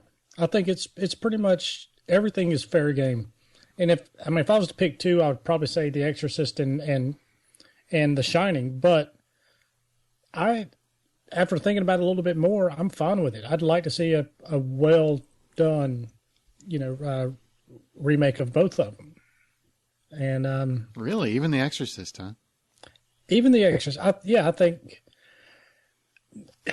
the closest thing to that is The Exorcist 3, which is highly underrated for a horror movie. That movie, honestly, probably freaks me out more than the first one. Really? Yeah, just for the movie itself. Now, the first one I've got, of course, terrifying memories as a kid watching it, but that was because I was a kid. But being older and watching the third one and some of the visual scenes in that movie it still makes the hair on my arms stand up. So I would argue that those the original are some hairy arms. They are.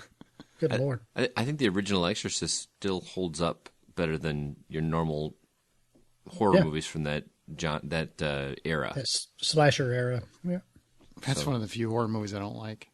You don't like it at all? No, I know I'm in the extreme minority, and it makes me a hater, whatever. But I just, At least you admit it. It's even my mom's favorite horror movie, and I just don't like it. I tried and tried and tried. I've watched it many, many times, trying to enjoy it. But I also don't like possession movies that much. So, maybe I'm too afraid that I actually am possessed already, and I don't like seeing my friends and family you like the Evil Dead films, and those are kind of possession. Those films. are the extreme versions, though. I mean, that's The Exorcist was an extreme. Well, it's Evil Dead, for crying out loud. They're chewing arms off when he's putting a chainsaw on his arm. I mean, there's a lot of raping. There's tree raping, yeah. Whereas The Exorcist, to me, maybe I don't like it because it kind of bothers me. I grew up religious grandpa or something. Some reason I just don't like that. I don't know why. I just don't get into it. It doesn't do anything for me. You like horror as long as it doesn't freak you out. No. It's an excellent point. It's an excellent point. For whatever reason, possession movies never get to me. I can't buy into them. I try and try and try, and I just can't buy into them. Conjuring, I bought into that. I wouldn't really call it a possession movie, but that one worked for me. Maybe it's the way it's told. Maybe I just thought it was really hokey. I think they're hokey. And to Brian's point, I would like to see a remake of that movie as well. I don't think it'll happen, though, at least to that extreme. I don't think they'd make that today. Oh, you can't have a little kid pumping herself with a cross. No. You can't do that. Well, didn't we talk a little while ago that they were going to be doing an Exorcist TV show, but it was going to be more closer to the book? Yeah, but she's going to be rubbing that cross on her knee. She ain't going all the way up there. Stabbing her stomach. Yeah, something like that. Stabbing her mom in the stomach. She ain't going to touch herself. It's too naughty. Jesus ain't going to be... I'm not even going to finish that statement. Don't do it. Don't do it.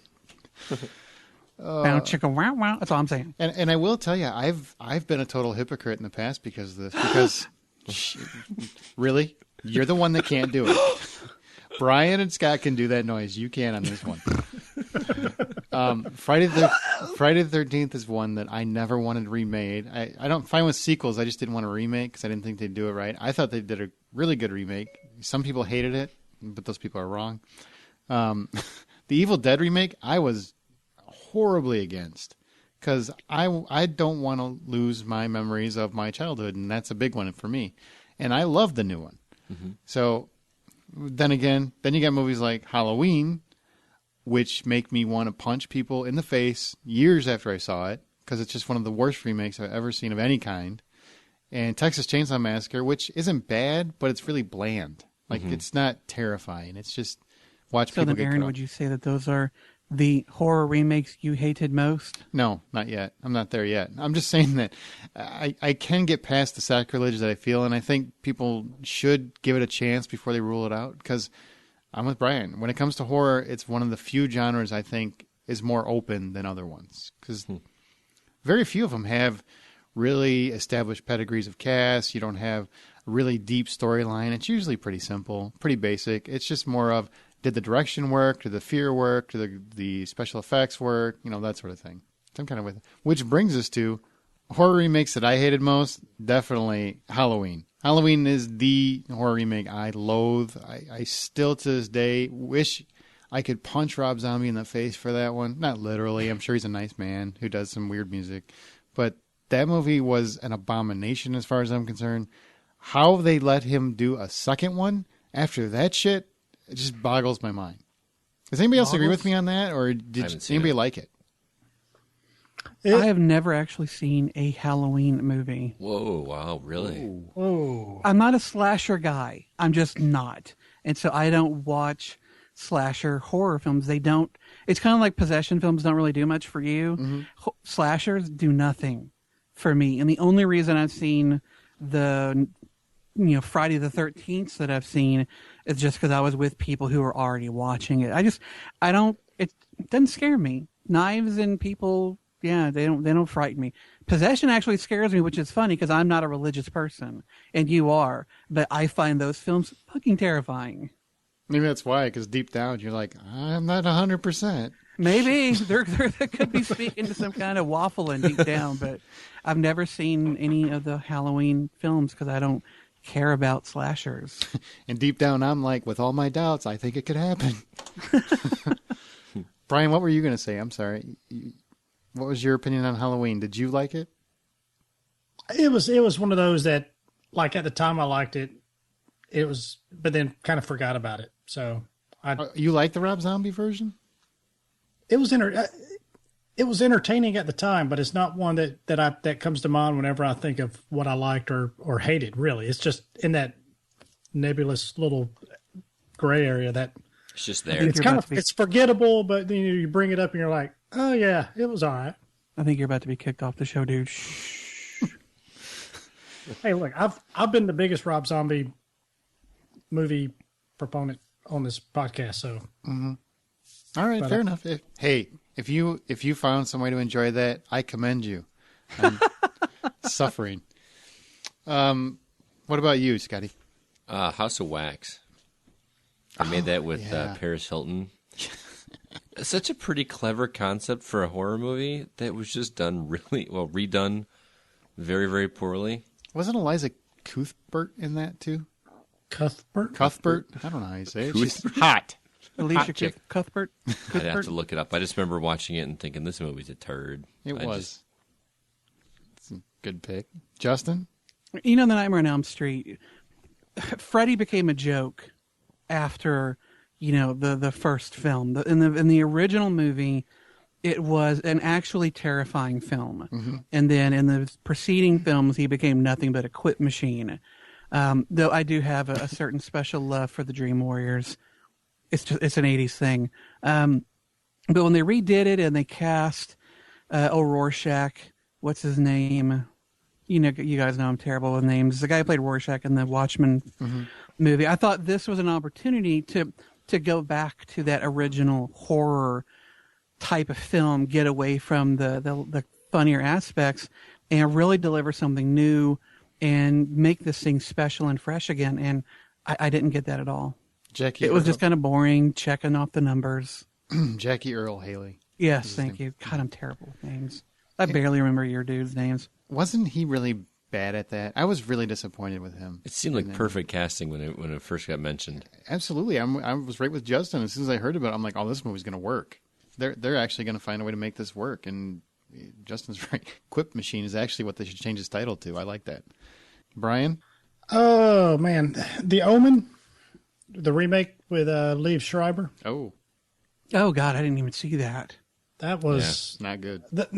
The Omen, to me, ranks up there with The Exorcist as far as classic horror movies. And I guess it is something about that demonic devil, possession and stuff, even though Damien is the Antichrist, basically. And I guess probably with me, it's that growing up in the church type of environment that when you see something like that, it really kind of freaks you out. Am I the only heathen on this show? Yeah, it sounds like it. Well, I was not raised with the church anywhere near me. Scott broke free, though. Once he got out of that closet, he ran like hell.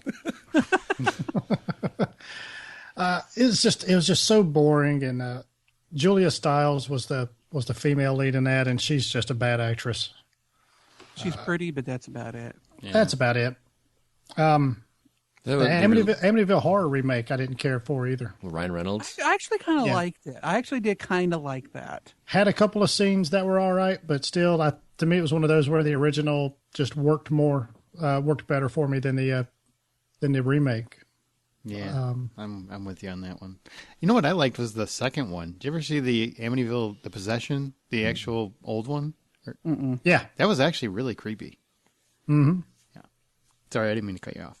No, it's fine. I mean, that was really bad. It's a pretty short list of ones I actually, really, really just don't like. But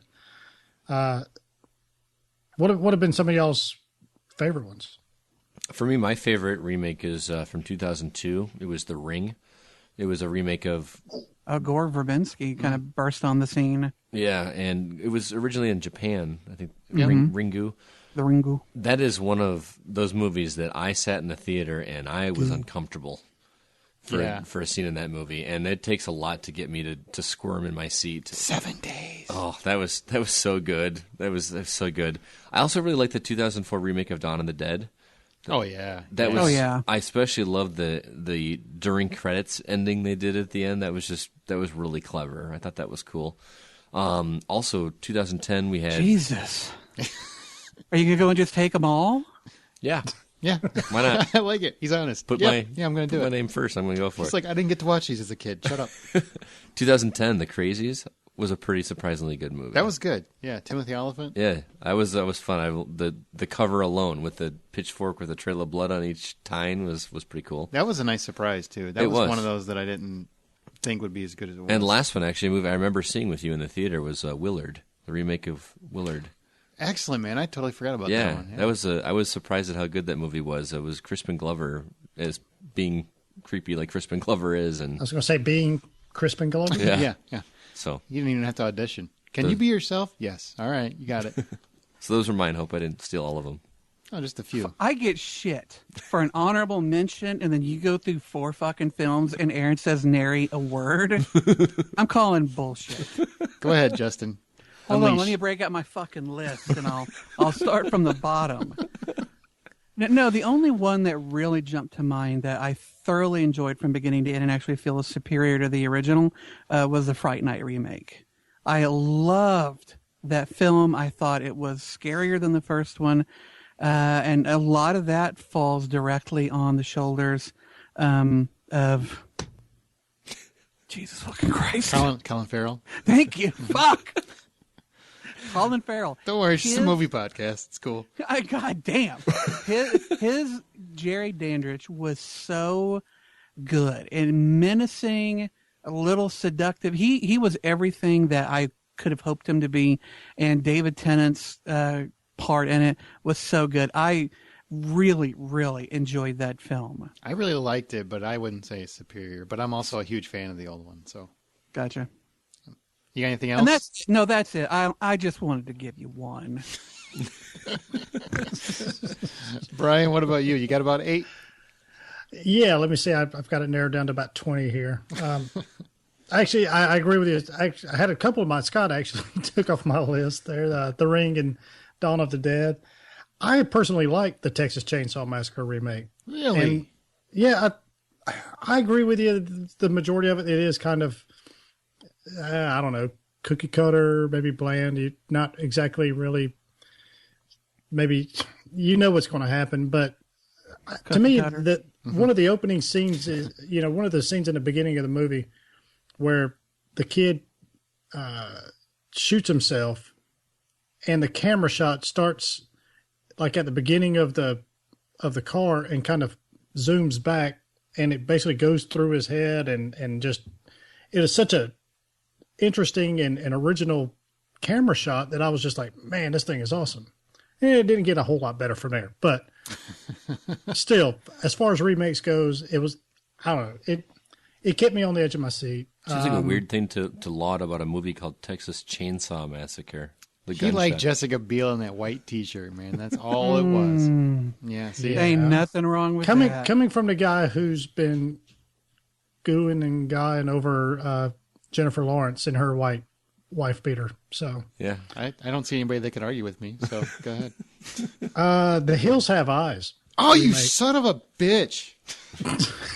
I mean, good choice. He's just gonna edit it out. Yeah, Brian never said that.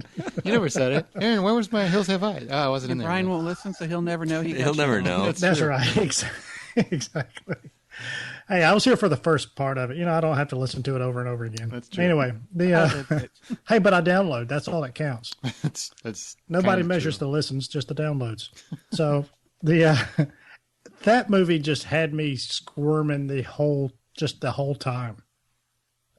Just the freaky inbred, desert dwelling folk, and just, that was, and that was during that little period where it's kind of the beginning of that gross, just how gross can we make this movie? Mm-hmm. And that was kind of at the beginning of there. And going kind of old school with this one, my last one here is technically it's a remake, but it's The Fly with Jeff Goldblum. Oh, that's a good fucking call. Yeah, I didn't know that was a remake. Yeah, it's a remake. Yeah, it's a remake from like the 50s or something like that. Vincent Price was the original Fly.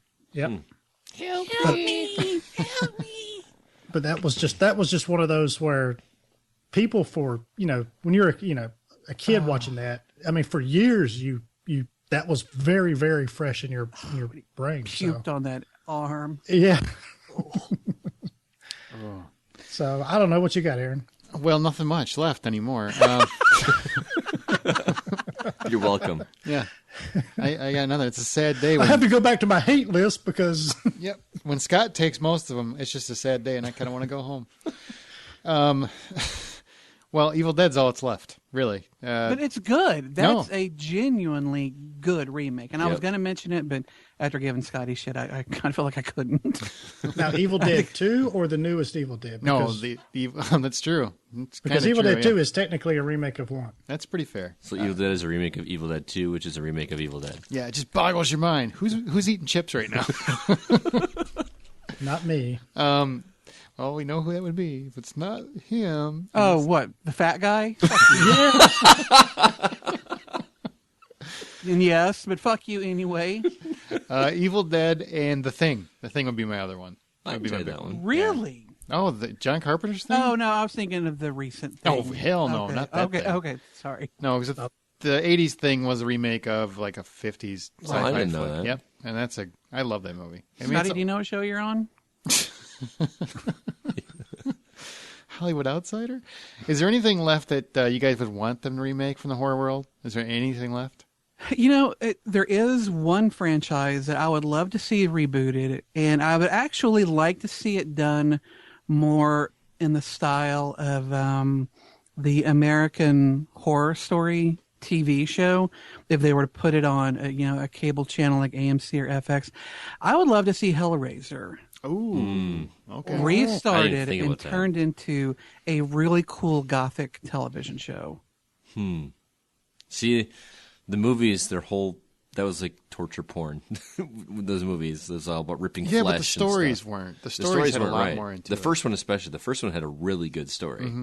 But then after that, it just got how gory they could make it.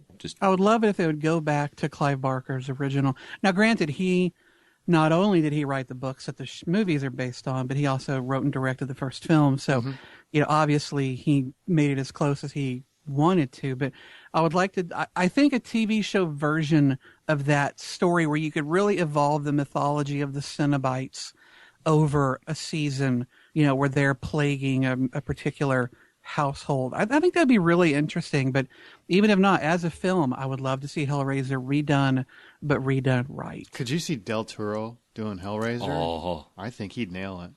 I think he could. I actually wouldn't mind seeing the guys who remade Evil Dead do it and just ramp it up to the. I mean, imagine Pinhead, but just worse. Blood leaking from like every pinhole or something. Something to really ramp up not just the violence and the gore, but the sexuality. Oh, yeah. I don't know. Maybe that sounds like another Mark Strong role. Maybe. What about you, Brian? I've got two quick ones here. First one is Phantasm. Oh, good one. Yeah. That was another movie that just creeped me out as a kid, and I think right now it doesn't translate well at all when you watch it now, but there's a couple. There are a couple of kind of iconic scenes from that movie. But you've got this little. First of all, that movie just goes like so many different directions you're not even expecting. There's like different dimensions. There's all kinds. There's people getting shrunk to pint-sized versions of them. It's weird. You got the tall man, who's one of the creepiest villains in any movie, and it's just one of those movies that I think with the technology that's available now for special effects and the imaginations that are in Hollywood right now, I think they could really do a good job with that one. And the other one is I don't know if it's technically a horror movie. It does have some horror aspects, but I would love to see it redone and done much darker, and that's The Island of Dr. Moreau. Yeah. I could see it was redone in 96 with Val Kilmer, and it was pretty bad.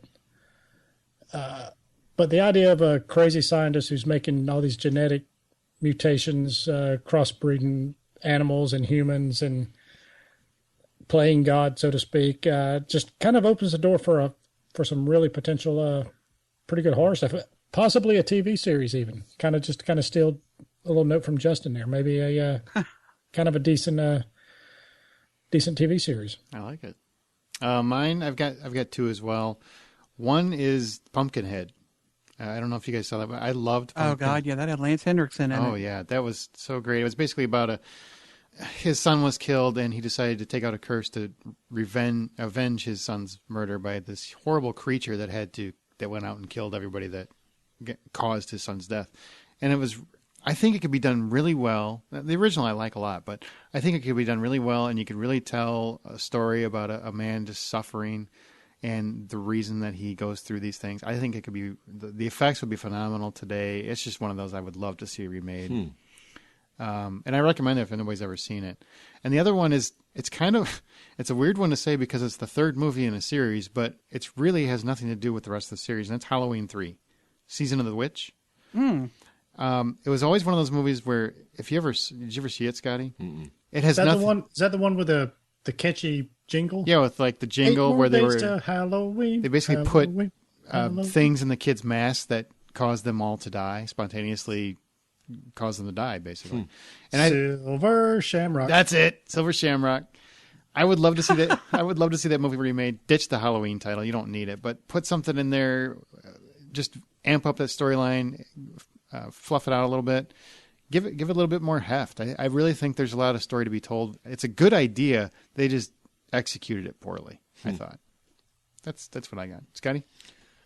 To me, there's nothing scarier in the movies than little kids, creepy little kids in a movie. Or little kids in general, yeah. Well, Yeah, little no kids in shit. general. But I would in like to general. see Poltergeist remade. Which one? Says the Poltergeist. teacher.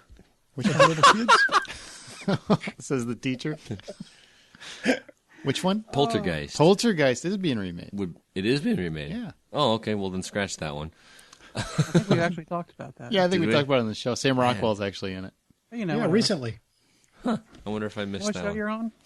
He doesn't listen either. I don't listen. I'm Brian. Did you have any When other he's one? here. The other Yeah, one, but- the other one I had for remake is one that it's more of a recent one, but it's a foreign film, so like I want to see it done where like I want it to be made so that In people don't have to Americanese? see it with subtitles. Is Audition. The artist. Ooh, Audition. Oh no, Audition was pretty good. I think Audition Brutal. I want to see it.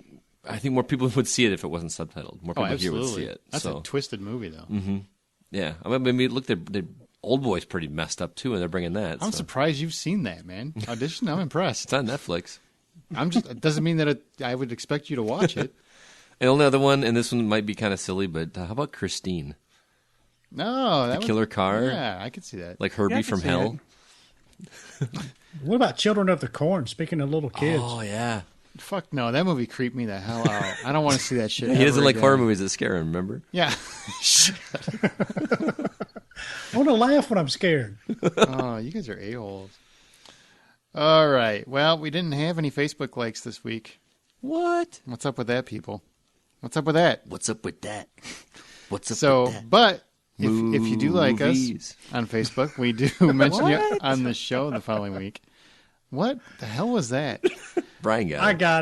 got it, Scott. It's Thanks, all right. Brian. But we did have some listeners. Now, every week, I want to be sure you guys understand that every week we put it on Facebook, exactly what the topic's going to be on Wednesday, usually before 7 o'clock Central Time. So if you ever want to comment on what that week's topic's going to be, you can always go to facebook.com/See Hollywood Outsider, and you can comment. Brad Peterson, I know this guy. He these are favorites and least favorites of remakes. He loved the Hammer remakes of the Universal monster movies.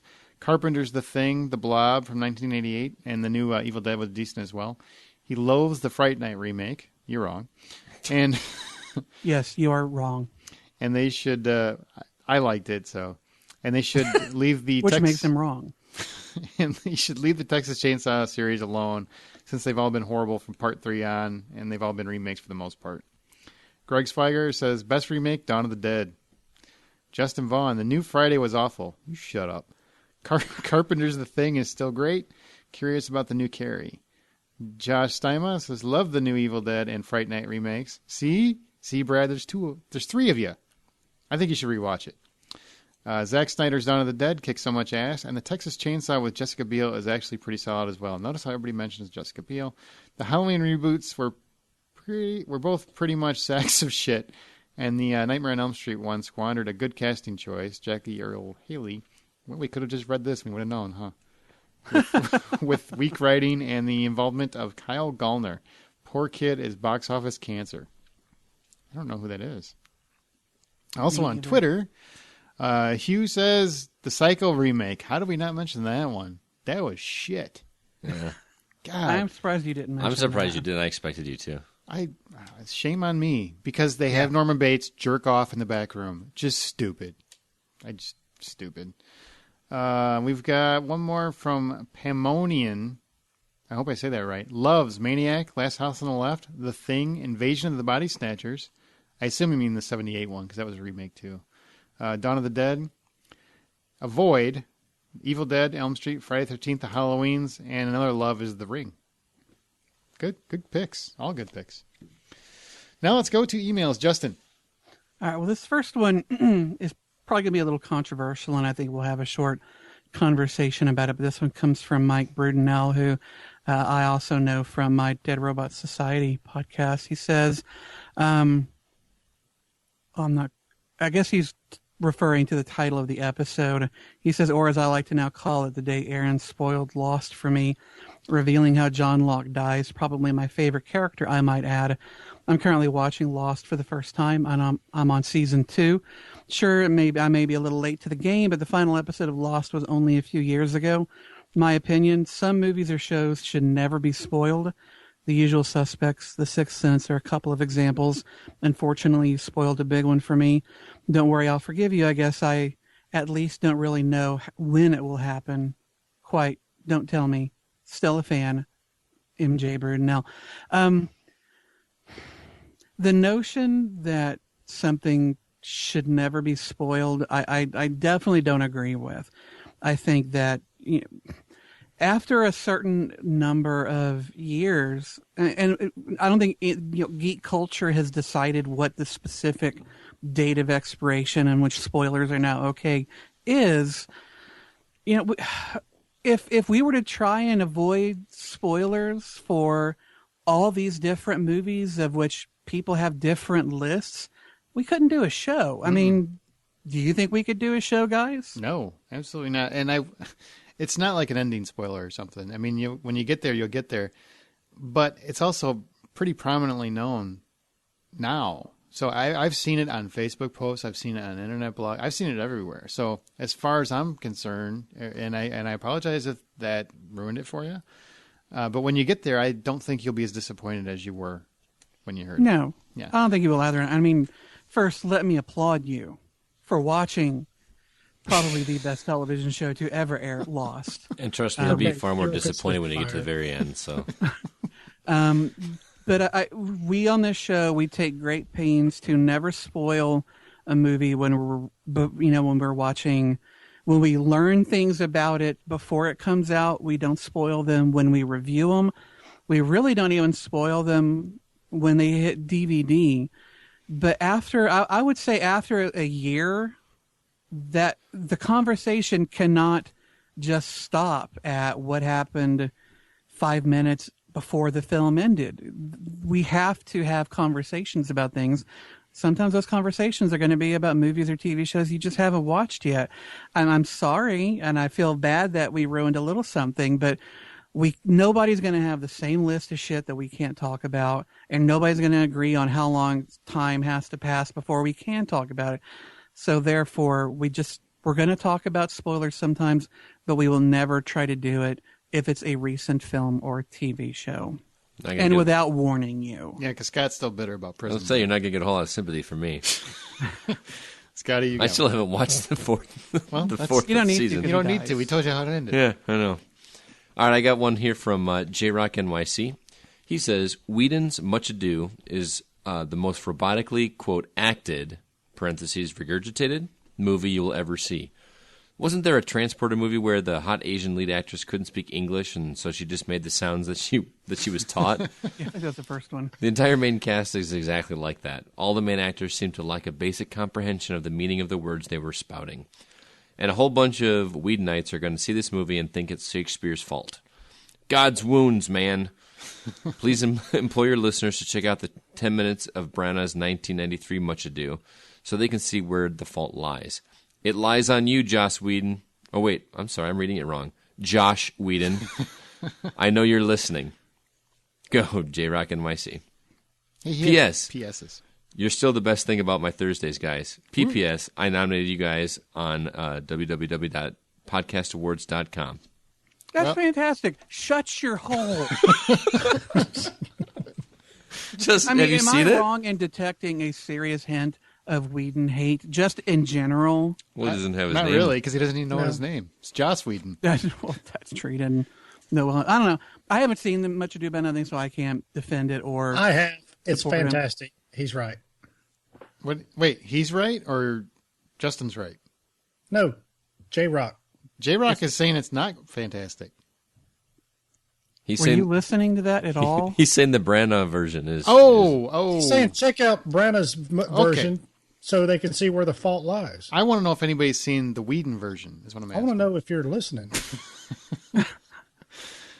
Okay.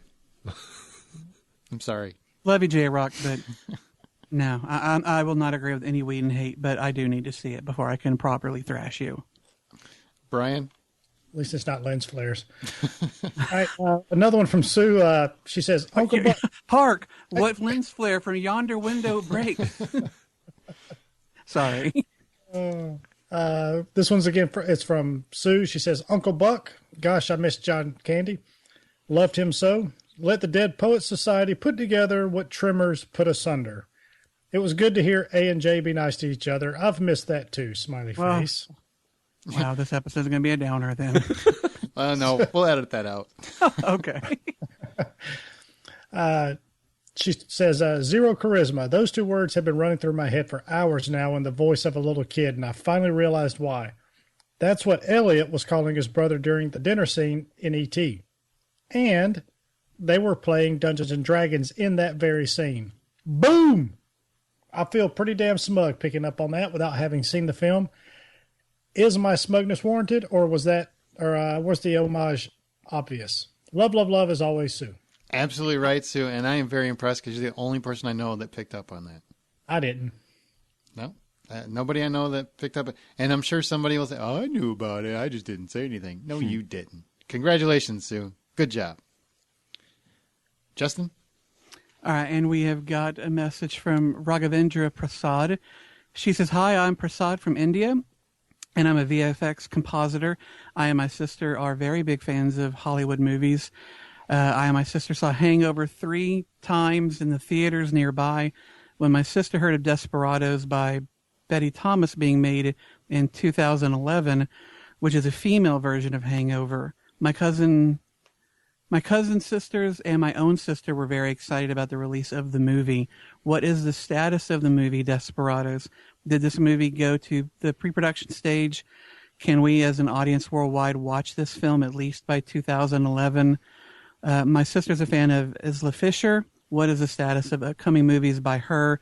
The list is One Day My Princess Will Come, Groupies, Life Coach, The Cookie Queen, Kiss and Tell, and a film by Alan Stewart Eisner and Life of Crime.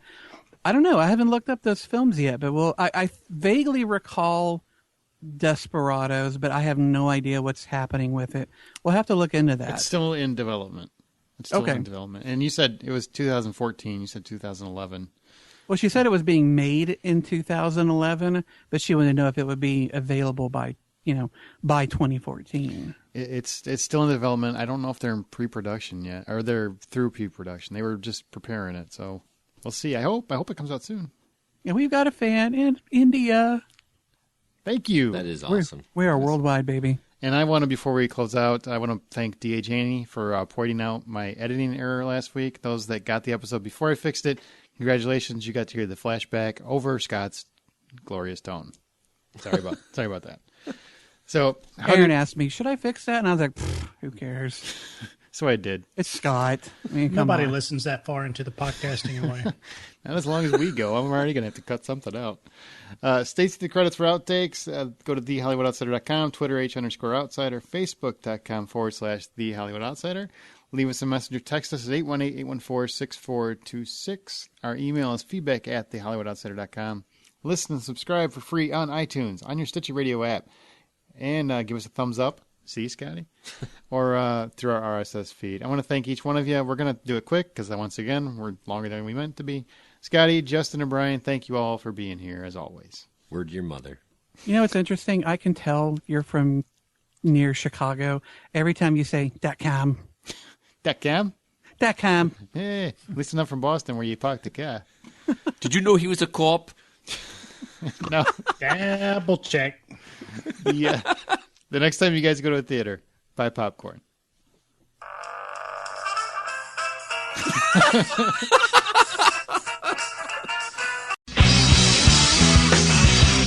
Is there anything you guys don't care about out of those first this five? Podcast? Wow. Oh, sorry. Was that too quick to answer? Well, we had 2 and 2 because I'm with Brian. You're with Justin. You fucking Chuck Woolery? Fuck, Today's Love Connections, they'd be fucking about mid-show. Like the dating game, the newlywed game, and the Love Connection had all these not so subtle sex references that are just that would not fly now. Yeah, you just wouldn't get that on TV. And back then it was just they're so cute, and that's so embarrassing that she would say that he's got ugly balls. This is a Hollywood. What's wrong with you?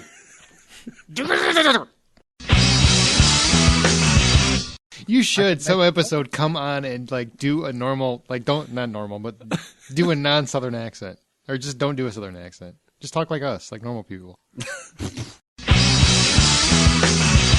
Are we keeping under 90? Is that the goal? Oh, we're gonna try. It's not gonna happen. It never does. That's what I tell my wife. Oh, 90 seconds. Anything more than 2 minutes is spoiling them.